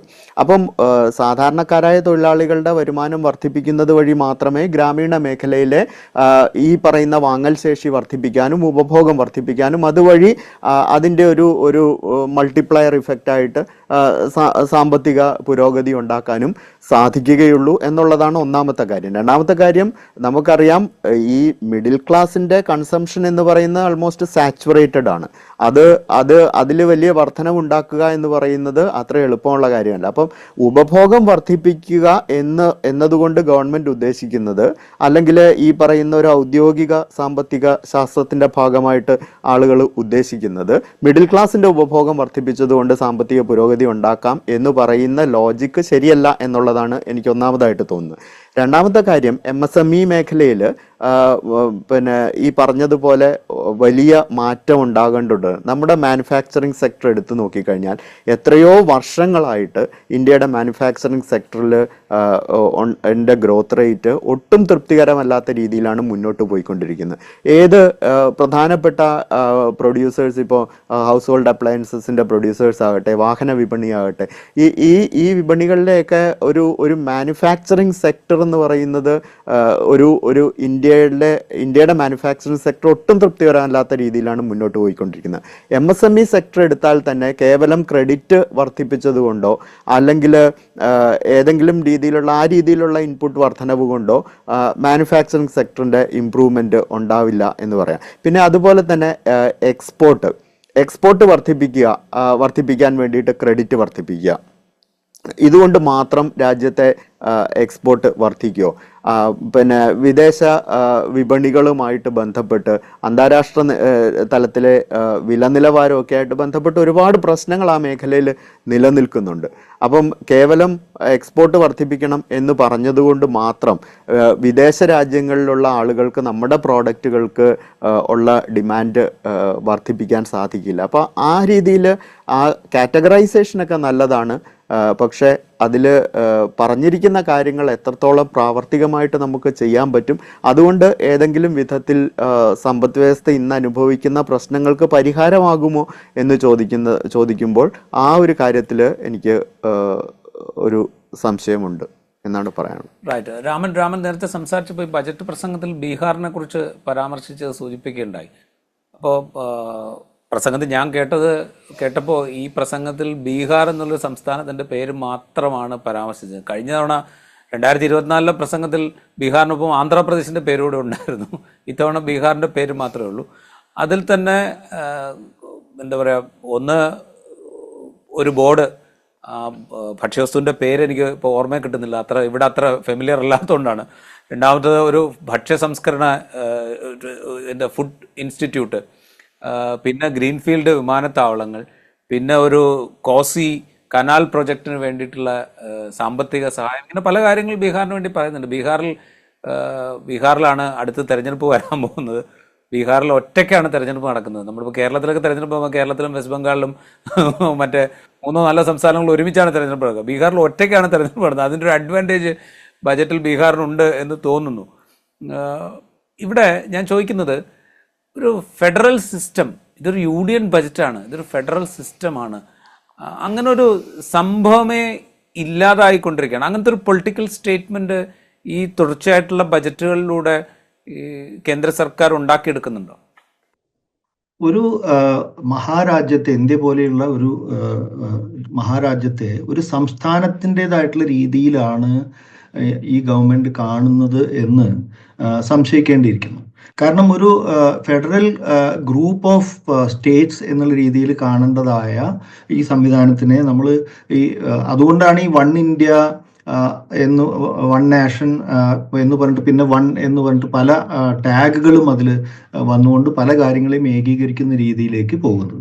ഈ ഏകീകരണം ഒരു വൈവിധ്യമാർന്ന, അല്ലെങ്കിൽ തമ്മിലുള്ള വ്യതിയാനം ഒരുപാട് കൂടുതലുള്ള പല സംസ്ഥാനങ്ങളുടെ ഗണമായിട്ടുള്ള ഇന്ത്യ എന്ന റിപ്പബ്ലിക്കിനെ സംബന്ധിച്ചിടത്തോളം എത്രമാത്രം ഗുണകരമാകും എന്നുള്ളത് നമുക്ക് അതിൻ്റെ പൊളിറ്റിക്കലായിട്ടും ഇക്കണോമിക്കലായിട്ടും പിന്നെ അതൊന്നും കൂടാതെ അതിൻ്റെ മറ്റ് സാമൂഹ്യ സാംസ്കാരിക വശങ്ങളിലും കൂടെ ചിന്തിച്ചു വേണം അതിൻ്റെ ഒരു ബജറ്റ് അലൊക്കേഷനും കാര്യങ്ങളൊക്കെ ചെയ്യാൻ. അത്തരം ഒരു വിശകലനം നടത്തിക്കൊണ്ട് അത് നടക്കുന്നത്, അങ്ങനെ ഒരു വിശകലനം എന്തെങ്കിലും നടക്കുന്നുണ്ടെങ്കിൽ തന്നെ അത് ഫിനാൻസ് കമ്മീഷനിൽ മാത്രമായിട്ട് ഒതുങ്ങിപ്പോകുന്നുണ്ട്. പ്രത്യേകിച്ച് നമുക്ക് പ്ലാനിംഗ് കമ്മീഷനും കാര്യങ്ങളൊന്നും ഇല്ലാതെയായി പോവുകയും നമ്മുടെ ഒരു മീഡിയം ടൈം എക്സ്പെൻഡിച്ചർ ഫ്രെയിംവർക്കിന്റെ ഒരു രീതിയിലുള്ള ആ പ്ലാൻ എന്നുള്ള സംഗതി ഇല്ലാതെയായി പോവുകയും ചെയ്യുമ്പോൾ ഈ ബജറ്റ് എന്നുള്ളത് എല്ലാ വർഷവും വളരെ ഷോർട്ട് ടേം ആയിട്ടുള്ള 12 മാസത്തേക്കുള്ള ഒരു പലപ്പോഴും ബജറ്റിന് പുറത്താണ് കാര്യങ്ങൾ നടക്കുന്നത്. ബജറ്റിനകത്ത് പറയുന്ന കാര്യങ്ങളും ബജറ്റിൽ പറയുന്ന കാര്യങ്ങൾക്കും പുറമെ പല കാര്യങ്ങളും ഇടയ്ക്കിടയ്ക്ക് ഡിക്ലെയർ ചെയ്ത് പോവുകയും പിന്നെ പാർലമെന്റിലുള്ള സ്വാധീനത്തിന്റെ ഭാഗമായിട്ട് അത് മുഴുവൻ അപ്രൂവ് ചെയ്ത് പോവുകയും ചെയ്യുന്ന ഒരു രീതി നമുക്ക് ആ ഒരു ഒട്ടും ഇതുവരെ മുമ്പ് ഒട്ടും ഇല്ലാതിരുന്നതായ ഒരു രീതിയാണ് നമുക്ക് പലപ്പോഴും കാണാൻ കഴിയുന്നത്.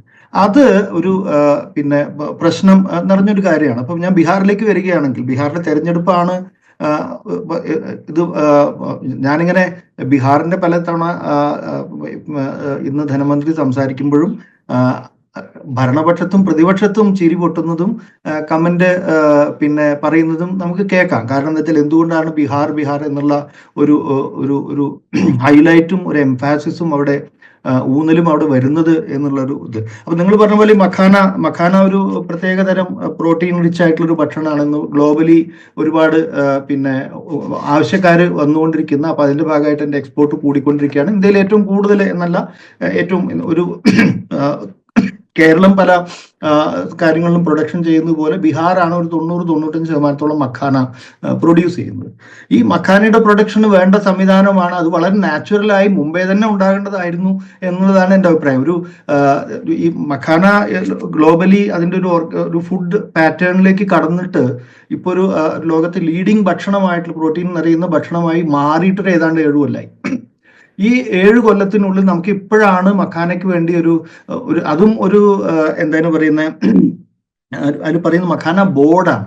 മഖാന ബോർഡ് ഒരു ബോർഡും കമ്മീഷനും അല്ലാതെ കർഷകർക്ക് അത് ഈ ബോർഡ് ഉണ്ടാക്കാൻ കേന്ദ്ര സർക്കാർ ഗുണം ചെയ്യുമ്പോൾ തന്നെ സംസ്ഥാന സർക്കാരും കേന്ദ്ര സർക്കാരും മഖാന കൃഷി ചെയ്ത് അത് പാക്ക് ചെയ്ത് അത് പ്രോസസ്സ് ചെയ്ത് അയക്കുന്ന ആളുകൾക്ക് അവരെ എത്രമാത്രം സപ്പോർട്ട് ചെയ്യും, അത് ഒരു ക്യാഷ് ക്രോപ്പിലേക്ക് അതിനെ മാറ്റിക്കൊണ്ടുപോവുകയാണോ ചെയ്യുന്നത്, ഇതുപോലുള്ള പല കാര്യങ്ങളും അതിൽ ആലോചിക്കണം. ഞാൻ ഒരു ഉദാഹരണം പറഞ്ഞു. അതുപോലെ ഇൻസ്റ്റിറ്റ്യൂട്ടിന്റെ കാര്യം, ഈ ഇൻസ്റ്റിറ്റ്യൂട്ടിന് വരുന്ന 10 കൊല്ലത്തേക്ക് എങ്കിലും കുറേശ്ശായിട്ടായിരിക്കും അതിന്റെ അനക്കേഷൻ പോകുന്നത്. പക്ഷെ അതിപ്പോൾ നമ്മളതങ്ങ് ഡിക്ലെയർ ചെയ്തിട്ട് അതിൻ്റെ ഒരു ഒപ്റ്റിക്സ് ഉണ്ടാക്കുകയാണ് പ്രധാനമായിട്ടും.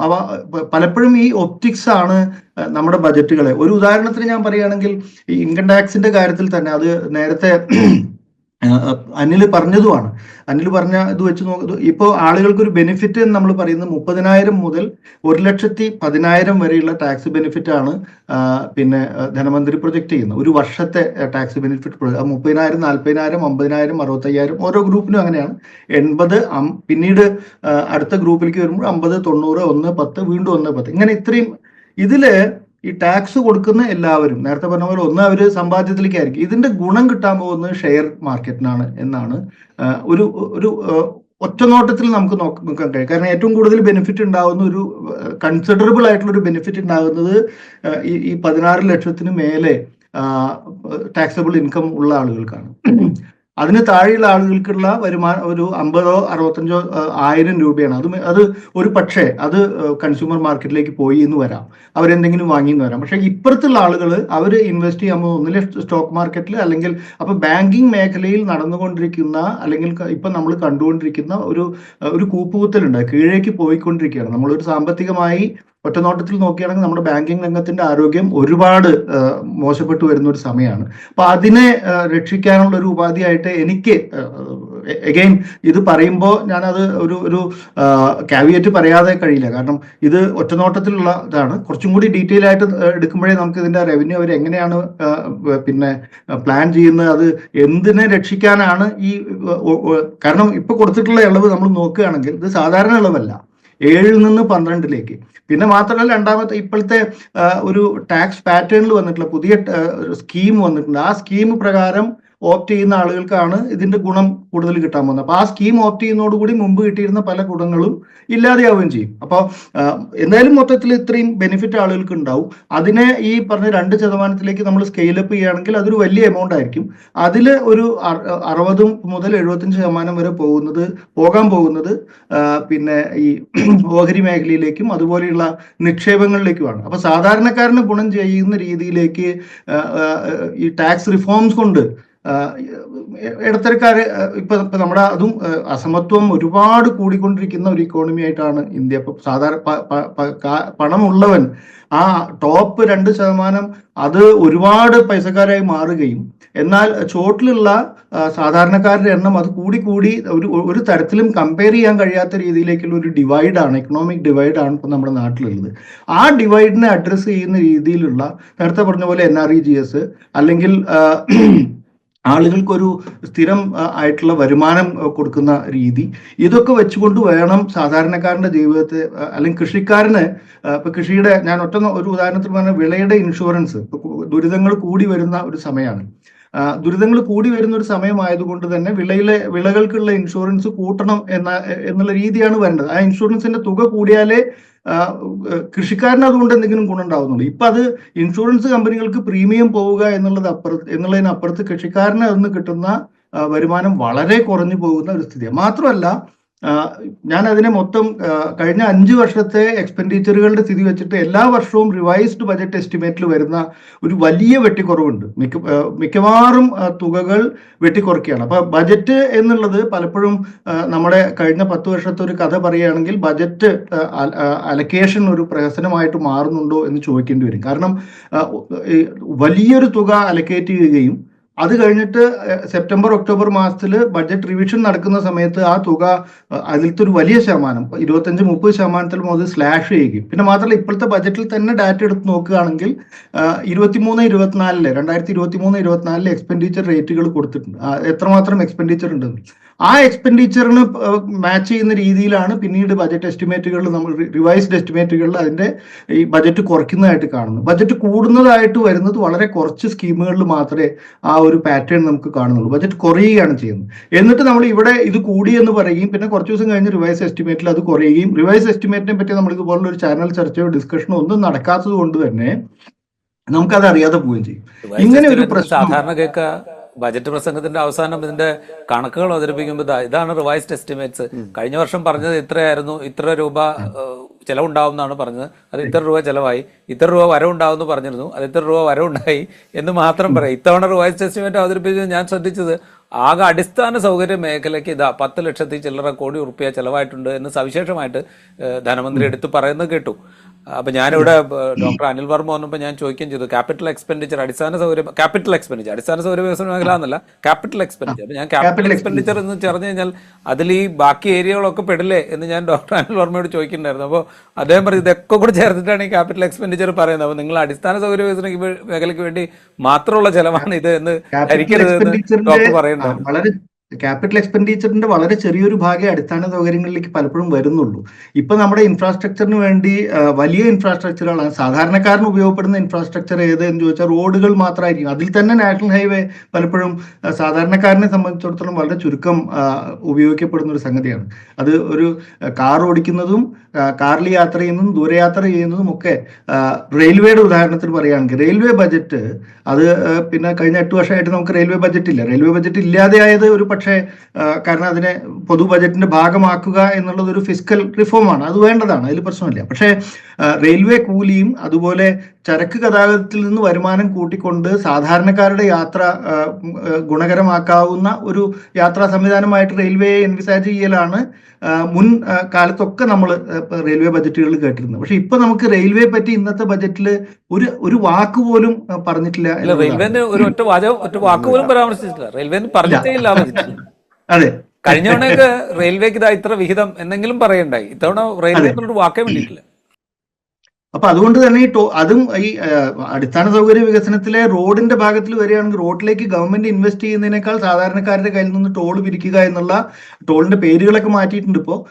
പിന്നെ ഹൈവേകളെ സൂപ്പർ ഹൈവേകളായിട്ട് മാറ്റി. കാരണം എന്താ വെച്ചാൽ നാഷണൽ ഹൈവേയിൽ ടോൾ പിരിക്കരുത് എന്ന് സുപ്രീം കോടതിയുടെ ഓർഡർ വന്നതോടുകൂടി പലതും എക്സ്പ്രസ് വേ ആയിട്ട് മാറി, പലതും ടോളിന് പോലും ഫീസ് എന്നുള്ള പേരിലേക്ക് പലതരത്തും മാറുന്നതായിട്ട് കാണുന്നുണ്ട്. അതും വലിയ എമൗണ്ടുകളാണ്, 1000 രൂപ 1500 രൂപയൊക്കെ വാങ്ങിയിട്ടാണ് അപ്പോൾ യാത്ര ചെയ്യുന്ന ആളുകൾ ഡയറക്റ്റ് ടാക്സിനും ഇൻഡയറക്റ്റ് ടാക്സിനും ഒക്കെ പുറമെ ഇടപെടുന്ന ഓരോ മേഖലയിലും അങ്ങോട്ട് കാശ് കൊടുക്കേണ്ട സ്ഥിതിയാണ് ഇപ്പോൾ ഉള്ളത്. അത് കാശുള്ളവരിടത്ത് മാത്രം മേടിക്കുക, ഇല്ലാത്തവരിടത്ത് മേടിക്കുക, അങ്ങനെ ഒരു വ്യത്യാസം, മേടിക്കാതിരിക്കുക അങ്ങനെ ഒരു വ്യത്യാസം വരുന്നില്ല. അപ്പോൾ ഒരു നമ്മുടെ മൊത്തം ഫിസ്ക്കൽ പ്ലാനിങ് അത് ഒപ്റ്റിക്സിനെ മാത്രം പിന്നെ അടിസ്ഥാനമാക്കിയിട്ട് എങ്ങനെ നമുക്ക് ആളുകളുടെ കയ്യടി നേടാമെന്നും പിന്നീട് ബാക്ക് എൻഡിൽ പല കാര്യങ്ങളും ചേഞ്ച് വരുത്തുകയും അതിൽ പാർലമെന്റിന്റെ റോൾ ഇല്ലാതെ പോവുകയും ഒക്കെ ചെയ്യുന്ന, പാർലമെന്റിന്റെ റോൾ ഉണ്ടെങ്കിൽ പോലും ഡീറ്റെയിൽസിലേക്ക് പോകാൻ സമ്മതിക്കാതെ അതിനെ ഒരു വളരെ എന്താണ് പറയുക സൂപ്പർഫിഷ്യൽ ആയിട്ടുള്ള ഒരു ഡിസ്കഷനിലേക്ക് പോകുന്നു. ഇപ്പോൾ ബജറ്റ് ചർച്ച കഴിഞ്ഞ 5 വർഷത്തെ 10 വർഷത്തെ ബജറ്റ് ചർച്ച ഞങ്ങളുടെ സംഘടന നടത്തിയ ഒരു സംഗതിയായിരുന്നു. 2000 മുതൽ 2010 വരെ ഉള്ള ബജറ്റ് ചർച്ചയും 2014 മുതൽ 2024 വരെയുള്ള ബജറ്റ് ചർച്ച, ഈ 10 വർഷത്തെ ബജറ്റ് ചർച്ചയിൽ വന്നിട്ടുള്ള മാറ്റം എന്താണ്, അതിന്റെ ക്യാരക്ടറിൽ വന്നിട്ടുള്ള മാറ്റം എന്താണ്, അത് എത്രമാത്രം നമ്മുടെ രാജ്യത്തിന്റെ സാമ്പത്തിക പുരോഗതിയുമായി ബന്ധപ്പെട്ട ചർച്ചകളാണ്. അതിൽ പിന്നെ സാധാരണക്കാരന് എത്രമാത്രം കടന്നു വരുന്നുണ്ട്, ഇക്വിറ്റി ഇൻക്ലൂഷൻ എന്നുള്ള രീതിയിലുള്ള പ്രശ്നങ്ങൾ. ഇപ്പൊ അതിലൊരു ഉദാഹരണം പറയുകയാണെങ്കിൽ കഴിഞ്ഞ 3 വർഷം മുമ്പ് വരെ മാനുവൽ സ്കാവഞ്ചിങ് ആക്ട് പ്രകാരം മാനുവൽ സ്കാവഞ്ചിങ് നിർത്തലാക്കാനുള്ള PMSRA എന്ന് പറയുന്ന ആക്ട് 2013 അത് പിന്നെ റിവൈസ് ചെയ്ത് നമ്മൾ എനാക്ട് ചെയ്തിരുന്നു. അതിലും ഭാഗമായിട്ടുള്ള ഒരു SRMS എന്ന് പറഞ്ഞിട്ടൊരു സ്കീം ഉണ്ടായിരുന്നു. ഗ്രാമീണ മേഖലയിലും ചെറു നഗരങ്ങളിലും ഒക്കെ മാനുവൽ സ്കാവഞ്ചിങ് നടത്തുന്നത് എന്ന് വെച്ചാൽ മനുഷ്യമലം കൈകൊണ്ട് വൃത്തിയാക്കുന്ന ഒരു പ്രത്യേക ജാതി വ്യവസ്ഥയുടെയും ഒക്കെ പരിണതഫലമായിട്ടുള്ള ഒരു സംഗതിയാണ് ഈ മാനുവൽ സ്കാവഞ്ചിങ്. ഈ മാനുവൽ സ്കാവഞ്ചിങ് നിർത്തലാക്കാൻ വേണ്ടിയിട്ടുള്ള ഒരു സ്കീമിന് ഈ 2014 900 കോടി റുപ്യ ബജറ്റ് ഉണ്ടായിരുന്നെങ്കിൽ ഇന്നത്തെ സ്കീം ലിസ്റ്റ് ഞാൻ നോക്കുമ്പോൾ അതിൽ ആ സ്കീമിന്റെ പേര് പോലും ഇല്ല.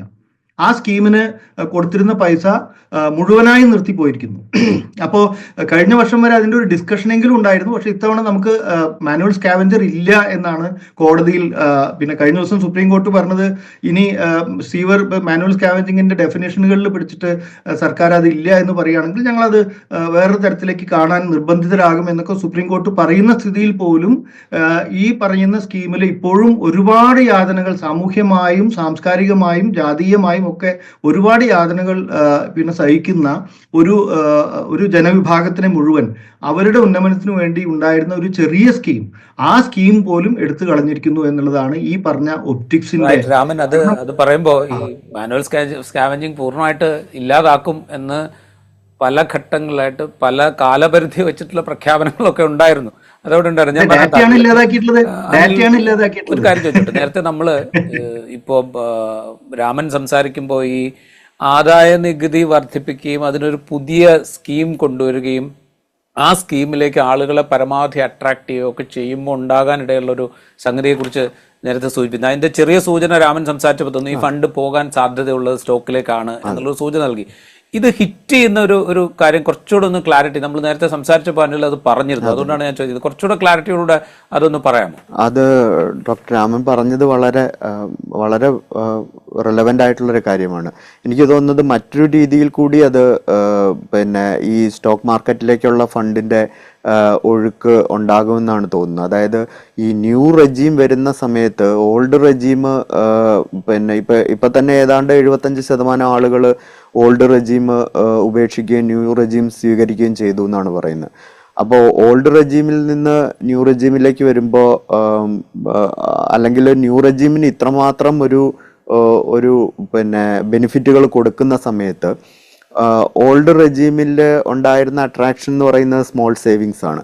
ആ സ്മോൾ സേവിങ്സിന്റെ അവന്യൂസ് എല്ലാം ഇല്ലാതാകുകയാണ്. അപ്പോൾ ആ പണം മുഴുവനും സ്മോൾ സേവിങ്സിന്റെ എന്ന് പറയുന്ന LIC പോളിസികളായാലോ അല്ലെങ്കിൽ പിന്നെ അതിലൊക്കെ അതെ സേവിങ് സ്കീം ആയാലും ഒരു പരിധിവരെ ഹൗസിംഗ് ലോണുകളായാൽ തന്നെ അതൊക്കെ ഒരു പരിധിവരെ ആൾക്കാരെ എടുക്കുന്നത് പ്യുവർലി അതിൻ്റെ 80C പ്രകാരം 80D പ്രകാരം ഒക്കെയുള്ള ടാക്സ് റിഡക്ഷൻസും കൂടെ ഒക്കെ കണക്കിലെടുത്തുകൊണ്ടാണ്.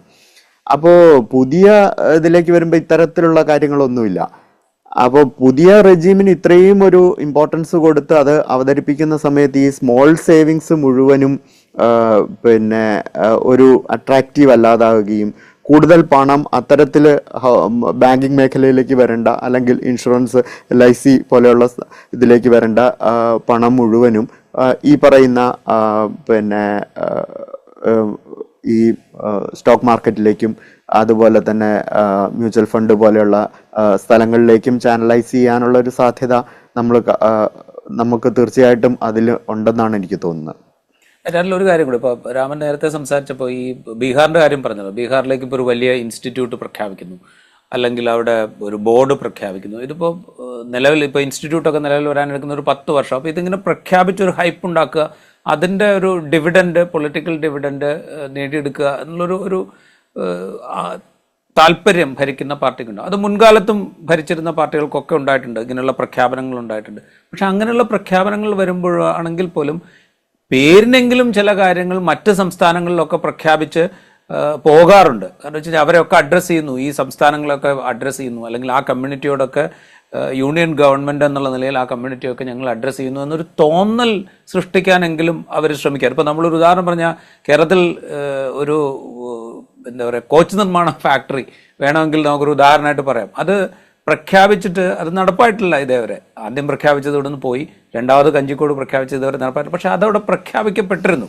എന്നുള്ളൊരു സംഗതി അവിടെ ഉണ്ട്. ചിലപ്പോൾ അത്തരം പ്രഖ്യാപനങ്ങൾ കുറേ കാലം കഴിഞ്ഞെങ്കിലും പ്രാവർത്തികമാകാനുള്ളൊരു സാധ്യത അവിടെ ഉണ്ട്. അങ്ങനെ ഈ പ്രഖ്യാപനത്തിന് ഇങ്ങനെ രാജ്യത്തിൻ്റെ വിവിധ ഭാഗങ്ങളിലുള്ള മനുഷ്യരെ, ആ സമൂഹങ്ങളൊക്കെ അഡ്രസ്സ് ചെയ്യുക എന്നുള്ളൊരു, ഇപ്പോൾ അതുപോലും ആവശ്യമില്ല എന്നുള്ളൊരു തോന്നലിലേക്ക്, അത്തരം ഒരു പൊളിറ്റിക്കൽ ഒരു അപ്രമാദിത്വത്തിലേക്കോ സർവാധികാരത്തിലേക്കോ ഒക്കെ അതിൻ്റെ ഒരു സൂചനയായിട്ട് നമ്മൾ ഇതിനെ കാണണം.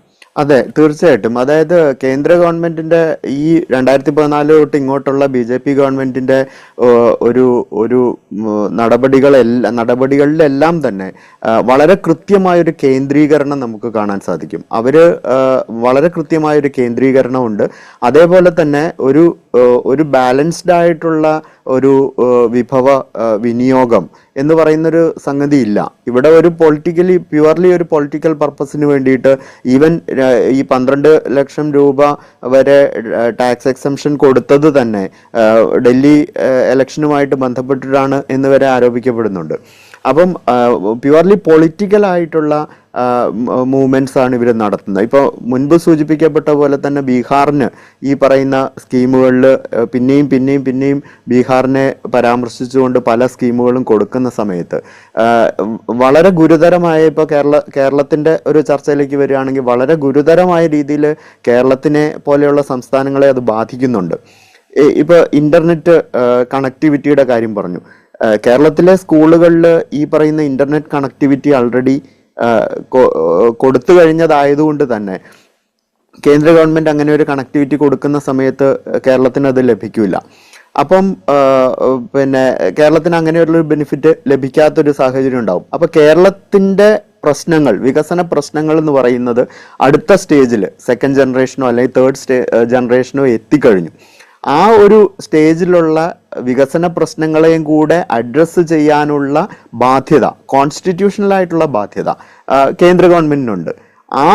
അത് അഡ്രസ്സ് ചെയ്യാതെ ഇത്തരത്തിൽ പൊളിറ്റിക്കലായിട്ടുള്ള എൻസിന് വേണ്ടിയിട്ട് കഴിഞ്ഞ ബഡ്ജറ്റിൽ അത് ആന്ധ്രാപ്രദേശ് ആയിരുന്നു, ബീഹാർ ആയിരുന്നു, അതേപോലെ പൊളിറ്റിക്കലായിട്ടുള്ള ബെനിഫിറ്റിന് വേണ്ടിയിട്ട് അല്ലെങ്കിൽ അതിൻ്റെ ലക്ഷ്യത്തിന് വേണ്ടിയിട്ട് ചില സംസ്ഥാനങ്ങളെ മാത്രം കോൺസെൻട്രേറ്റ് ചെയ്ത് റിസോഴ്സസ് ഈഗിലിറ്റേറിയൻ അല്ലാത്ത രീതിയിൽ വിനിയോഗിക്കുകയാണ് കേന്ദ്ര ഗവൺമെൻറ് ചെയ്യുന്നത്.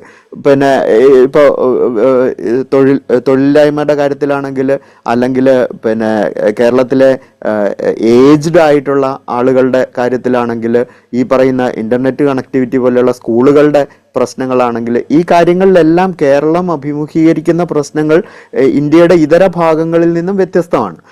അല്ലെങ്കിൽ കുറച്ചും കൂടി അഡ്വാൻസ്ഡ് ആയിട്ടുള്ള ജനറേഷനിലുള്ള ഡെവലപ്മെൻറ്റ് ഇഷ്യൂസാണ് കേരളം അഭിമുഖീകരിക്കുന്നത്. ഒരു കേന്ദ്രം എന്ന നിലയിൽ ആ പ്രശ്നങ്ങളും കൂടെ കാണാൻ, ബാക്കിയുള്ളവർക്ക് കൊടുക്കുന്നതിലല്ല നമ്മുടെ പ്രശ്നം, മറിച്ച് ഈ പറയുന്ന വികസന പ്രശ്നങ്ങളും കൂടെ കാണാൻ കേന്ദ്രം ശ്രമിക്കുന്നില്ല എന്നുള്ളതാണ്.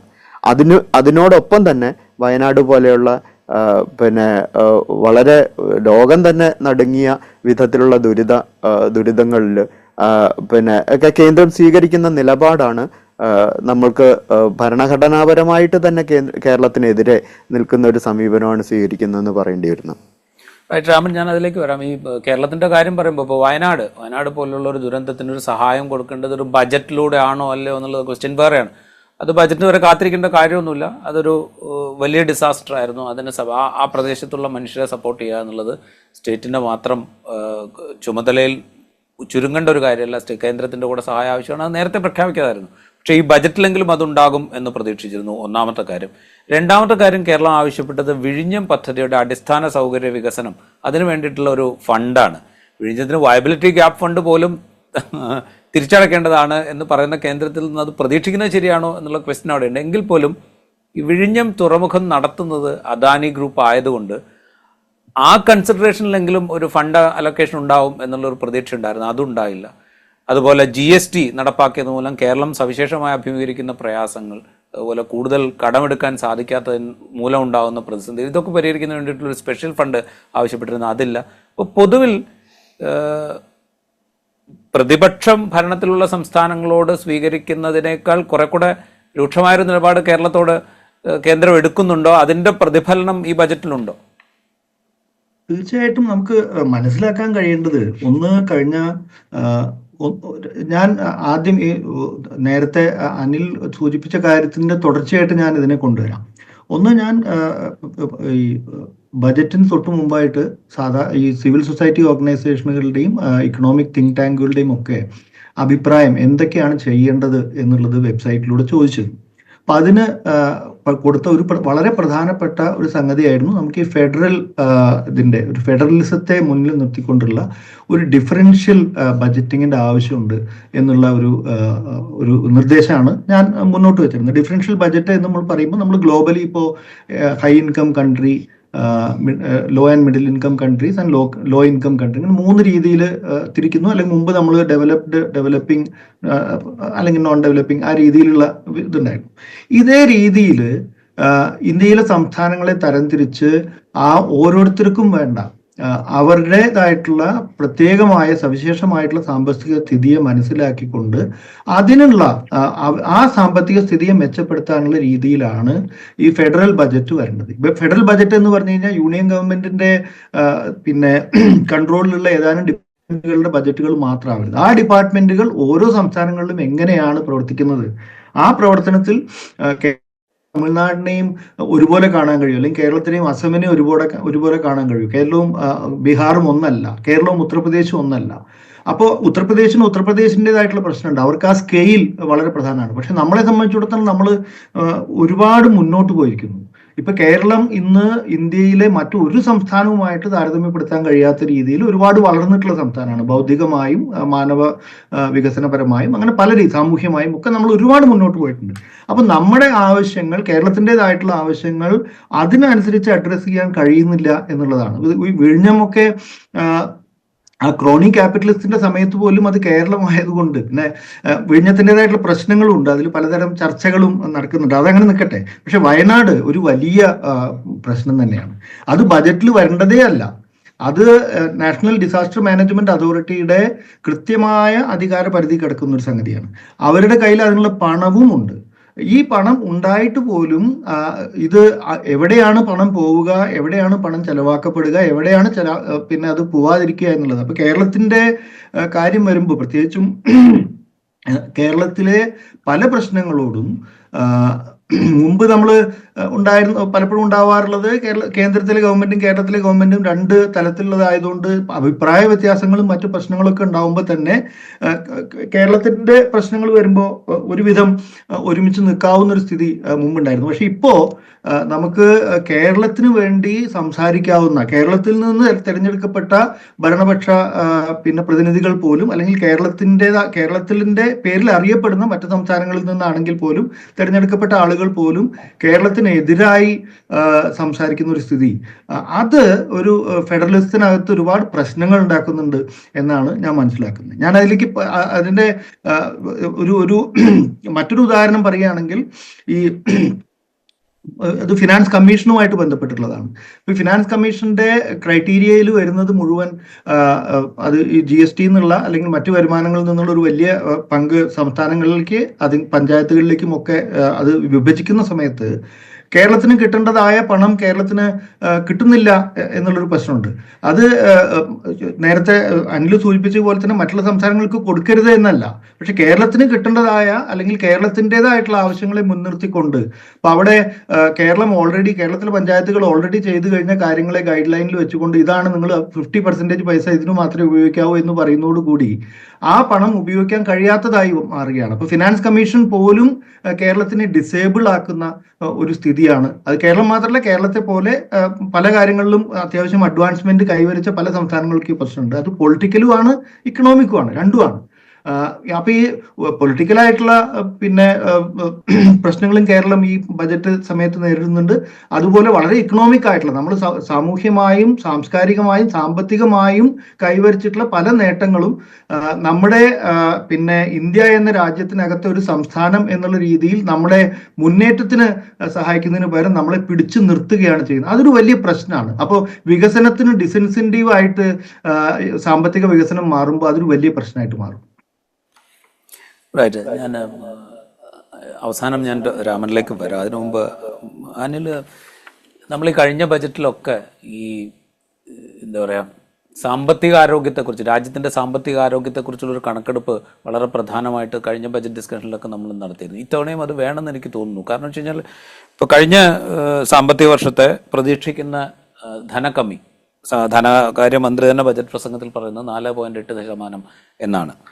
അടുത്ത സാമ്പത്തിക വർഷത്തിൽ 4.4% അത് നിജപ്പെടുത്തും എന്ന് ധനമന്ത്രി അവകാശപ്പെടുന്നുണ്ട്. അതായത് ഇപ്പോഴും 4.8 എന്നും 4.4 എന്നുമാണ് കേന്ദ്രത്തിൻ്റെ ധനക്കമ്മിയെക്കുറിച്ച് അവർ കണക്കാക്കുന്ന കണക്ക്. അതേസമയം സംസ്ഥാനങ്ങളുടെ കണക്ക് അത്ര അനുവദിക്കാൻ കേന്ദ്രം തയ്യാറുമല്ല. എക്കണോമിക് റിവ്യൂ പറയുന്നത് രാജ്യത്തിൻ്റെ സമ്പദ് വ്യവസ്ഥ വളരെ സ്റ്റേബിളാണ് എന്നാണ് എക്കണോമിക് റിവ്യൂ അവകാശപ്പെടുന്നത്. അതിൻ്റെ പല കാരണങ്ങൾ പറയുന്നുണ്ട്. ഒപ്പം സാമ്പത്തിക വളർച്ചയുടെ തോത് പറയുന്നുണ്ട്. 6.4 എന്നുള്ള കണക്ക് പറയുന്നുണ്ട്. അടുത്ത സാമ്പത്തിക വർഷം 6.3 മുതൽ 6.7 വരെ ആകാമെന്ന് സൂചിപ്പിക്കുന്നുണ്ട്. ഈ കണക്കുകൾ എത്രത്തോളം വിശ്വാസയോഗ്യമാണ് എന്നുള്ളൊരു ചോദ്യമുണ്ട്. അതുപോലെ ഈ ഫിസ്ക്കൽ ഡെഫിസിറ്റ് കേന്ദ്രം ഒരു മാനദണ്ഡത്തിൽ നിജപ്പെടുത്തുകയും സംസ്ഥാനങ്ങളെ മറ്റ് ചില വ്യവസ്ഥകൾക്ക് നിർബന്ധിക്കുകയും ചെയ്യുന്ന അവസ്ഥ, അത് തുടരുന്നതിലെ ഒരു പ്രോബ്ലം, ഇത് ചോദ്യം ചെയ്യപ്പെടുന്നുണ്ടോ? അതെ, തീർച്ചയായിട്ടും. അത് എനിക്ക് ഓർമ്മയുണ്ട്, കഴിഞ്ഞ ബഡ്ജറ്റിൽ നമ്മളത് ചർച്ച ചെയ്ത ഒരു വിഷയം തന്നെയാണ്. ഈ ഒന്നാമത്തെ കാര്യം, ഈ GDP-യുമായിട്ട് ബന്ധപ്പെട്ട കണക്കുകൾ എത്രമാത്രം വിശ്വാസയോഗ്യമാണ് എന്നുള്ളത് ഒരു വളരെ പ്രധാനപ്പെട്ട ചോദ്യമാണ്. നമ്മൾക്ക് അതിൻ്റെ GDP കണക്കാക്കുന്ന മാനദണ്ഡവും ഒക്കെ ആയിട്ട് ബന്ധപ്പെട്ട് ഒട്ടനവധി ചോദ്യങ്ങൾ ഈ അടുത്ത കാലത്ത് ഉയർന്നു വന്നിട്ടുണ്ട്. ഫിസ്ക്കൽ ഡെഫിസിറ്റിലേക്ക് വരുന്ന സമയത്ത് FRBM ആക്ട് 2003 നടപ്പാക്കിയതിന് ശേഷം രാജ്യത്തെ എല്ലാ സംസ്ഥാനങ്ങളിലും ഈ 3.5% ഫിസ്ക്കൽ ഡെഫിസിറ്റ് ഏകപക്ഷീയമായിട്ടൊരു എല്ലാ സംസ്ഥാനങ്ങൾക്കും ഒരേപോലെ സ്ട്രെയിറ്റ് ജാക്കറ്റഡ് ആയിട്ട് ആ ഒരു ഫിസ്ക്കൽ പ്രൂഡൻസ് നടപ്പാക്കാനൊരു ശ്രമമാണ് ഗവൺമെൻറ്റിൻ്റെ ഭാഗത്തു നിന്നുണ്ടായത്. അതിൻ്റെ ഭാഗമായിട്ട് തന്നെ പല സംസ്ഥാനങ്ങളും പിന്നെ അവരുടെ ചെലവുകൾ കുറച്ചുകൊണ്ട് തന്നെ ഈ പറയുന്ന ഒരു ധനകാര്യ അച്ചടക്കം നടപ്പിലാക്കാനൊരു ശ്രമം നടത്തുകയുണ്ടായി. അപ്പം മിക്കവാറും എല്ലാ സംസ്ഥാനങ്ങളും ഇപ്പോൾ കോവിഡ് കാലത്ത് തന്നെ നമുക്കറിയാം, കേന്ദ്ര ഗവൺമെൻറ്റിന് ഇല്ലാത്ത, നമ്മൾ സാധാരണ ലോക്കലായിട്ട് പറയുമ്പോൾ രാജാവിനേക്കാൾ വലിയൊരു രാജഭക്തി സംസ്ഥാനങ്ങൾ കാണിക്കുകയുണ്ടായി. കോവിഡ് സമയത്ത് അവരുടെ ചെലവുകൾ കുറച്ചു വെച്ചുകൊണ്ട്, അതേസമയം കേരളം 4% വരെ ആകാം എന്ന് കേന്ദ്രം പറഞ്ഞിട്ടും 4% വരെ ഫിസ്ക്കൽ ഡെഫിസിറ്റ് കൊണ്ടുപോകാതെ 3.5% നിജപ്പെടുത്തുകയാണ് സംസ്ഥാനങ്ങൾ ചെയ്തത്. കേരളം ആ സമയത്തും പിന്നെ കൃത്യമായ ഒരു നിലപാടെടുത്തുകൊണ്ട് എക്സ്പെൻഡിച്ചർ വർദ്ധിപ്പിക്കുന്ന സ്ഥിതിയാണ് കൈക്കൊണ്ടത്. എന്നാൽ കേന്ദ്ര ഗവൺമെൻറ്റിൻ്റെ ഫിസ്ക്കൽ ഡെഫിസിറ്റ് ഈ കഴിഞ്ഞ കാലങ്ങളിൽ നോക്കിയാൽ വളരെയധികം 5.8 പിന്നെ അത് കുറഞ്ഞ് ഇപ്പം 4.8 അത് 4.4% GDP-യുടെ 4.4% കുറയ്ക്കുമെന്ന് പ്രതീക്ഷിക്കുന്നു. അപ്പോൾ ആ രീതിയിൽ fiscal responsibility and budget management act ബാധകമല്ലാത്ത രീതിയിൽ ഫിസ്ക്കൽ ഡെഫിസിറ്റ് പിന്നെ കൂട്ടിക്കൊണ്ടുപോകുന്ന ഒരു സ്ഥിതിവിശേഷമാണ് കേന്ദ്രം കുറേ കാലമായിട്ട് പിന്തുടർന്നുകൊണ്ടിരിക്കുന്നത്. ഒരു ഒരു ഒരു തരം കൃത്യമായ ഒരു ധനകാര്യ മൗലികവാദം, ഒരു വലതുപക്ഷ ധനകാര്യ മൗലികവാദമാണ് ഈ FRBM ആക്ട് വഴി നടപ്പാക്കിക്കൊണ്ടിരിക്കുന്നത്. അതായത് ജയതി ഘോഷ് ഒരിക്കൽ പറയുകയുണ്ടായി, പിന്നെ ഇത് മുഴുവനും, അതായത് വരുമാനം മുഴുവനും കേന്ദ്ര സർക്കാരിനുള്ളതാണ്, അതേസമയം മുഴുവൻ റെസ്പോൺസിബിലിറ്റീസും സംസ്ഥാനങ്ങൾക്കുള്ളതാണ്. അപ്പോൾ ആ രീതിയിലേക്ക് ഈ ഒരു ഫിസ്ക്കൽ സിറ്റുവേഷനെ കൊണ്ടുപോയി FRBM ആക്ട് പറയുന്നത്, ഇവർ തന്നെ പാർലമെന്റിൽ പാസ്സാക്കിയ FRBM ആക്ടിനെ അനുസരിക്കാത്ത രീതിയിൽ ഫിസ്ക്കൽ ഡെഫിസിറ്റ് അവർ ഉയർത്തി വയ്ക്കും. അതേസമയം സംസ്ഥാനങ്ങളുടെ കടമെടുപ്പ് പരിധിയും എല്ലാ കാര്യത്തിലും ഇടപെട്ടുകൊണ്ട് അത് മുന്നോട്ട് കൊണ്ടുപോകാനുമാണ് കേന്ദ്ര ഗവൺമെന്റ് ശ്രമിക്കുന്നത്. ഞാൻ അവസാനമായിട്ട് രാമൻ, ഈ നേരത്തെ ഈ കഴിഞ്ഞ 2 ദശകങ്ങളിലെ ബജറ്റ് ഡിസ്കഷൻസിന്റെ കാര്യം സൂചിപ്പിച്ചല്ലോ, അതിനെക്കുറിച്ചുള്ള ഒരു സ്റ്റഡിയെക്കുറിച്ച്. ഈ ബജറ്റിനെ കുറിച്ചുള്ള ഡിസ്കഷൻസ് ഇനി ഒരു പക്ഷേ ഈ ആദായ നികുതി പരിധി ഉയർത്തിയതിൽ മാത്രം ഫോക്കസ് ചെയ്യാനുള്ള ഒരു സാധ്യതയാണോ കാണുന്നത്? ഇതിൻ്റെ ഒരു അടിസ്ഥാന സംഗതികൾ മിക്കവാറും അത് സംഭവിക്കാറില്ല. കഴിഞ്ഞ ബജറ്റുകളിലും ഒക്കെ ഇതിൻ്റെ ഒരു യഥാർത്ഥ ഇവാലുവേഷൻ സാധാരണഗതിയിൽ ഉണ്ടാവാറില്ല. ബജറ്റിനെ ഓഡിറ്റ് ചെയ്യുക എന്ന് പറയുന്നൊരു പണി കേരളത്തിലൊക്കെ മുൻകാലത്ത് സജസ്റ്റ് ചെയ്യപ്പെട്ടിരുന്നു. പക്ഷേ ഒരു പെർഫോമൻസ് ബജറ്റ് എന്നൊക്കെ പറയുന്ന സങ്കല്പമൊക്കെ കേരളത്തിൽ ഡിസ്കസ് ചെയ്യപ്പെട്ടിരുന്നു. അതുപോലൊരു സംഗതി ഉണ്ടാകാൻ സാധ്യതയേ കേന്ദ്രത്തിൽ. ഈ ബജറ്റിനെ സംബന്ധിച്ച് ഈ ഡിസ്കഷൻ ഈ ആദായ നികുതി വർദ്ധിപ്പിച്ചു എന്ന് പറയുന്ന ഒരൊറ്റ പോയിന്റിൽ ഫോക്കസ് ചെയ്ത് നിൽക്കുമോ? അങ്ങനെ നിൽക്കുകയാണെങ്കിൽ അതൊരു എന്താ പറയുക, സാമൂഹ്യമായ ഡിവിഷൻ സൃഷ്ടിക്കാനുള്ളൊരു സാധ്യതയുണ്ടോ? കാരണം വെച്ചാൽ ഇതൊരു ഒരു ചേരിക്ക് വേണ്ടി മാത്രം വലിയ സംഗതികൾ ചെയ്തു കൊടുക്കുന്നു എന്നുള്ളൊരു തോന്നൽ ഉണ്ടാക്കാനുള്ളൊരു സാധ്യതയില്ലേ? തീർച്ചയായിട്ടും ഇതൊരു വലിയൊരു ട്രാപ്പാണ് എന്നാണ് ഞാൻ ഒറ്റ നോട്ടത്തിൽ എനിക്ക് തോന്നുന്നത്. കാരണം കഴിഞ്ഞ ഒരു 10 വർഷമായിട്ട് നമ്മൾ ഈ ഒരു വലിയ ഡിസ്കഷൻ വരുന്ന ടാക്സ് പെയർ എന്ന ഒരു പലരുടെയും തെറ്റിദ്ധാരണ ഇൻകം ടാക്സ് കൊടുക്കുന്നവർ മാത്രമാണ് ടാക്സ് പെയർ എന്നാണ്. ശരിക്കും പറഞ്ഞാൽ ഇന്ത്യയിലെ എന്നല്ല എല്ലാ സ്ഥലത്തെയും ഈ ഇൻഡയറക്റ്റ് ടാക്സുകൾ വഴിയാണ് ഏറ്റവും കൂടുതൽ. ഞാനിപ്പോൾ ഇതിൻ്റെ പ്രൊഫൈൽ നോക്കുകയായിരുന്നു ഇത്തവണത്തെ. ആ പ്രൊഫൈലുകളിൽ പോലും ബജറ്റ് പ്രൊഫൈൽ നോക്കുമ്പോൾ പോലും നമുക്ക് ഇൻഡയറക്റ്റ് ടാക്സുകളിൽ നിന്നാണ് ഏറ്റവും കൂടുതൽ റവന്യൂ വരുന്നത്. അങ്ങനെ വരുമ്പോൾ ഈ ടാക്സ് പെയറുടെ റോൾ അതിൽ വളരെ ചുരുക്കമാണ്, ഇൻകം ടാക്സ് പെയറുടെ. പക്ഷേ ഇൻകം ടാക്സ് പെയറിന്റെ ധാരണ ഈ ബജറ്റിന്റെ സകല പൈസയും വരുന്നത് ഇൻകം ടാക്സ് പെയർ ആണ് അത് കൊടുക്കുന്നത് എന്നുള്ളതാണ്. ഈ സാധാരണക്കാരൻ ഉപ്പ് മുതൽ തീപ്പെട്ടി വരെ കർപ്പൂരം വരെ എന്ത് വാങ്ങുന്നതും അതിൻ്റെ അകത്ത് വരുന്ന പിന്നെ ചെറുതു മുതൽ വലുത് വരെയുള്ള GST വിഹിതം തൊട്ട് എക്സൈസ് ഡ്യൂട്ടി തൊട്ട് പലതരം റവന്യൂവിൽ നിന്നാണ് ഈ നമ്മുടെ മൊത്തം ഒരു റവന്യൂ പാക്കേജ് ഉണ്ടാകുന്നത്. ഈ ഒരു ധാരണ ഇല്ലാതെ വരികയും ഇൻകം ടാക്സ് കൊടുക്കുന്നവർ മാത്രമാണ് രാജ്യത്തിന് വേണ്ടി എന്തെങ്കിലും ചെയ്യുന്നത് എന്നുള്ള ഒരു മിഥ്യാധാരണ കഴിഞ്ഞ 10 വർഷമായിട്ട് പല വഴിയിൽ അത് കൂട്ടിക്കൂട്ടി, ഇതിനു മുമ്പ് ഉണ്ടായിരുന്നു, ഇല്ല എന്നല്ല ഞാൻ പറയുന്നത്, ഇതിനു മുമ്പ് അങ്ങനെ ഒരു ധാരണ ഇല്ലായിരുന്നു എന്ന് ഞാൻ പറയാൻ ആഗ്രഹിക്കുന്നില്ല. പക്ഷെ അതേ സമയത്ത് ഈ ഒരു ധാരണ പലതരം, അത് കർഷക സമരത്തിന്റെ സമയത്താണെങ്കിലും മറ്റ് വിദ്യാഭ്യാസ സ്ഥാപനങ്ങളുമായി ബന്ധപ്പെട്ട സ്ഥലത്ത് ഈ ഒരു ടാക്സ് പെയർ എന്നുള്ള ഒരു സംഗതി ഉയർത്തിക്കൊണ്ടുവരികയും അതിൽ അപ്പൊ ഈ ഒരു മൊത്തം ഈ ബജറ്റ് ഡിസ്കഷനെ ടാക്സിന്റെ പരിധികൾ മാറ്റി നിർണയിച്ചതിലേക്ക് ചുരുക്കി കൊണ്ടുപോകാൻ കഴിയുമ്പോൾ തന്നെ പല അപകടങ്ങളും ഈ ബജറ്റിനകത്തിരിക്കുന്ന ഞാൻ നേരത്തെ പറഞ്ഞ പോലെ ഈ സ്റ്റോക്ക് മാർക്കറ്റിന്റെ ക്ഷീണം, ബാങ്കിങ്ങിന്റെ ക്ഷീണം, അതുപോലെയുള്ള മറ്റു കാര്യങ്ങളെ കവർ ചെയ്യുന്ന ഒരു സ്ഥിതിയിലേക്ക് ഇപ്പൊ ഇന്ന് നിങ്ങൾ ഒറ്റനോട്ടത്തിൽ നോക്കുകയാണെങ്കിൽ ബജറ്റിന്റെ പ്രസംഗം തുടങ്ങിയ വഴി തന്നെ പല സ്കീമുകളുടെയും ആ പ്രഖ്യാപനത്തിനോടൊപ്പം സെൻസെക്സ് മുകളിലേക്ക് പോകുന്ന ഒരു ടെൻഡൻസി നമുക്ക് കാണാൻ കഴിഞ്ഞു. ഇൻകം ടാക്സിന്റെ സ്ലാബുകൾ പ്രഖ്യാപനമായിട്ട് റിലേറ്റ് ചെയ്യുന്ന ഇൻഡസ്ട്രീസിന്റെ അല്ലെങ്കിൽ ആ കമ്പനികളുടെ ഷെയർസ് ആണ് ഉയർന്നു. അതെ, അതും രണ്ടാമത്തെ ഒരു പ്രധാനപ്പെട്ട കാര്യം എന്ന് പറഞ്ഞു കഴിഞ്ഞാൽ ഈ മറ്റ് ഈ ഇൻകം ടാക്സിന്റെ കാര്യം ആ പ്രസംഗം അവസാനിക്കുന്ന സമയമാകുമ്പോഴേക്കും അത് വീണ്ടും ഷൂട്ടപ്പ് ചെയ്യുകയാണ്. പക്ഷെ അതേസമയം എക്സ്പോർട്ടിന് കൊടുത്തിട്ടുള്ള പല കാര്യങ്ങളുടെയും എക്സ്പോർട്ടിന് കൊടുത്തിട്ടുള്ള ഇതുകളും പിന്നെ കസ്റ്റംസ് ഡ്യൂട്ടിയിൽ വന്നിട്ടുള്ള മാറ്റങ്ങളും ഇതൊക്കെ ആർക്ക് ചില കാര്യങ്ങൾ സാധാരണക്കാർക്ക് ഗുണം ചെയ്യുന്നത് അതിലുണ്ട്, അതില്ല എന്ന് പറയാൻ കഴിയില്ല. പക്ഷെ അതേ സമയത്ത് ബ്രോഡ്ലി അത് ഗുണം ചെയ്യുന്നത് ആർക്കാണ്? ന്യൂക്ലിയർ പവർ പ്ലാന്റ് ചെറിയ ന്യൂക്ലിയർ പവർ പ്ലാന്റുകൾ അതിനു വേണ്ടിയിട്ട് 20,000 കോടി വകയിരുത്തുമ്പോൾ അത് ഉണ്ടാക്കാൻ പോകുന്ന അതിന്റെ നല്ല വശങ്ങളും അതിന്റെ പല പ്രത്യാഘാതങ്ങളും എന്തൊക്കെയാണ്, അത് നമ്മൾ വേണ്ടത്ര വിശകലനം ചെയ്തതിന് ശേഷമാണോ ഈ ബജറ്റ് അലക്കേഷൻ നടക്കുന്നത്? ആ വിശകലനം നടക്കേണ്ട ഒരു കാര്യങ്ങളെ നമ്മൾ എങ്ങനെയാണ് നോക്കിക്കാണുന്നത്? പിന്നെ ഇതുപോലെ ഈ ഫിസിക്കൽ ഡെഫിസിറ്റ് കുറയ്ക്കും, GDP ഫിസിക്കൽ ഡെഫിസിറ്റിനെ എമൗണ്ടിൽ പറഞ്ഞിട്ടില്ല, ബജറ്റിന്റെ ഷെയർ ആയിട്ട് പറഞ്ഞിട്ടില്ല. ഫിസിക്കൽ ഡെഫിസിറ്റിനെ അതൊരു തന്ത്രം കൂടിയാണ്. ഫിസിക്കൽ ഡെഫിസിറ്റിനെ ബജറ്റിന്റെ ഷെയർ ആയിട്ട് പറയുമ്പോഴേ നമുക്ക് അതിന്റെ ഒരു കൃത്യമായിട്ടുള്ള പ്രൊപ്പോർഷൻ മനസ്സിലാവുള്ളൂ. ഫിസിക്കൽ ഡെഫിസിറ്റിനെ 4.4% GDP എന്ന് പറഞ്ഞാൽ നമ്മൾ ഹെൽത്തിന് വേണ്ടി ചെലവാക്കുന്നതിന്റെ 3 ഇരട്ടിയാണ്, അല്ലെങ്കിൽ അതിലും കൂടുതലാണ്.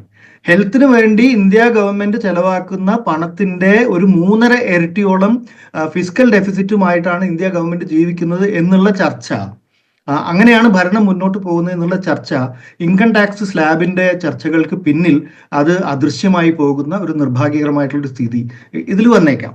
അതുപോലെ മറ്റൊരു പ്രശ്നം തന്നെയാണ് ഈ സംസ്ഥാനത്തിന്റെ കടങ്ങളെ പറ്റിയിട്ട് നിങ്ങൾ പറയേണ്ടത്. ഈ സംസ്ഥാനത്തിന് കടം വാങ്ങാനുള്ള പരിധി നിശ്ചയിക്കേണ്ടത് അത് ഒരു ഒരു പൊളിറ്റിക്കൽ ഡിസിഷൻ അല്ലാതെ അതിനെ ഒരു ഫിസിക്കൽ പിന്നെ ഹെൽത്തിനെ പറ്റി നന്നായി അറിയുന്ന വിദഗ്ധർ തീരുമാനിക്കുന്നതിന് പകരം അത് സംസ്ഥാനങ്ങളുടെ മേൽ, ഒരു ഫെഡറൽ സ്ട്രക്ചറിലെ സംസ്ഥാനങ്ങളുടെ മേൽ അടിച്ചേൽപ്പിക്കുകയും അതിൽ ചില സംസ്ഥാനങ്ങൾക്ക് കൃത്യമായ റിലാക്സേഷൻ കിട്ടുകയും ചെയ്യുന്ന, ഇത് ഒരു റൂളായിട്ട് എല്ലാവർക്കും പോകുന്നതാണെന്ന് ഇത് മനസ്സിലാക്കാം.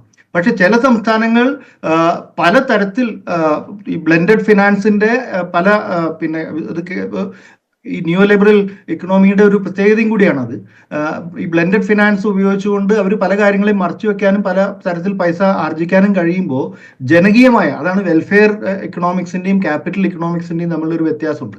കേരളം വെൽഫെയർ ഇക്കണോമിക്സിനെ മുൻനിർത്തിക്കൊണ്ട് നടത്തുന്ന, അത് കേരളത്തിലെ മാറി മാറി വന്നിട്ടുള്ള, ഇപ്പൊ കഴിഞ്ഞ 2 തവണയായിട്ട് ഒരേ ഗവൺമെന്റ് ആണ്, അതിനു മുമ്പ് നോക്കുകയാണെങ്കിൽ മാറി മാറി വന്നിട്ടുള്ള ഗവൺമെന്റുകളെല്ലാം കേരളത്തിലെ വെൽഫെയർ ഇക്കണോമിക്സിനെയാണ് മുന്നോട്ട് നിർത്തിയിട്ടുള്ളത്. അത് ഒറ്റ നോട്ടത്തിൽ നമുക്ക് നോക്കിയാൽ മനസ്സിലാക്കാൻ കഴിയും. എന്നാൽ അതേ സമയത്ത് ഈ ക്യാപിറ്റൽ ഇക്കണോമിക്സിനെ മുന്നിൽ നിർത്തുന്ന സംസ്ഥാനങ്ങൾ അല്ലെങ്കിൽ കേന്ദ്ര ഗവൺമെന്റും ഈ ക്യാപിറ്റൽ ഇക്കോണമിക്ക് ഒരുപാട്, മാർക്കറ്റ് ഇക്കോണമിക്കും ക്യാപിറ്റൽ ഇക്കോണമിക്കും ഒരുപാട് പ്രാധാന്യം തരുന്ന ഒരു ബജറ്റ്, ആ ബജറ്റ് ഒരർത്ഥത്തിൽ തുടക്കത്തിൽ തന്നെ കേരളത്തിന് തിരിച്ചടിയാണ്. പിന്നെ അതിന് മുകളിലാണ് ഈ പറഞ്ഞ പ്രശ്നങ്ങളൊക്കെ വരുന്നത്. അപ്പോൾ ഇതുപോലെയുള്ള ഫെഡറൽ സ്ട്രക്ചറുമായി ബന്ധപ്പെട്ട പ്രശ്നങ്ങൾ, പിന്നെ ഈ ഡിജിറ്റൽ ഇക്കോണമിയിലേക്ക് മാറുമ്പോൾ അതിൽ നിന്ന് ഒഴിവാക്കപ്പെടുന്നവർ, അതിലേക്ക് കയറി ചെല്ലാൻ കഴിയാത്ത പാവങ്ങളുടെ സ്ഥിതി എന്തായിരിക്കും, അതിന് നമുക്ക് എന്തൊക്കെ പരിഹാരം ചെയ്യാൻ കഴിയും, അതുപോലുള്ള കാര്യങ്ങൾ ചർച്ച ചെയ്യപ്പെടില്ല.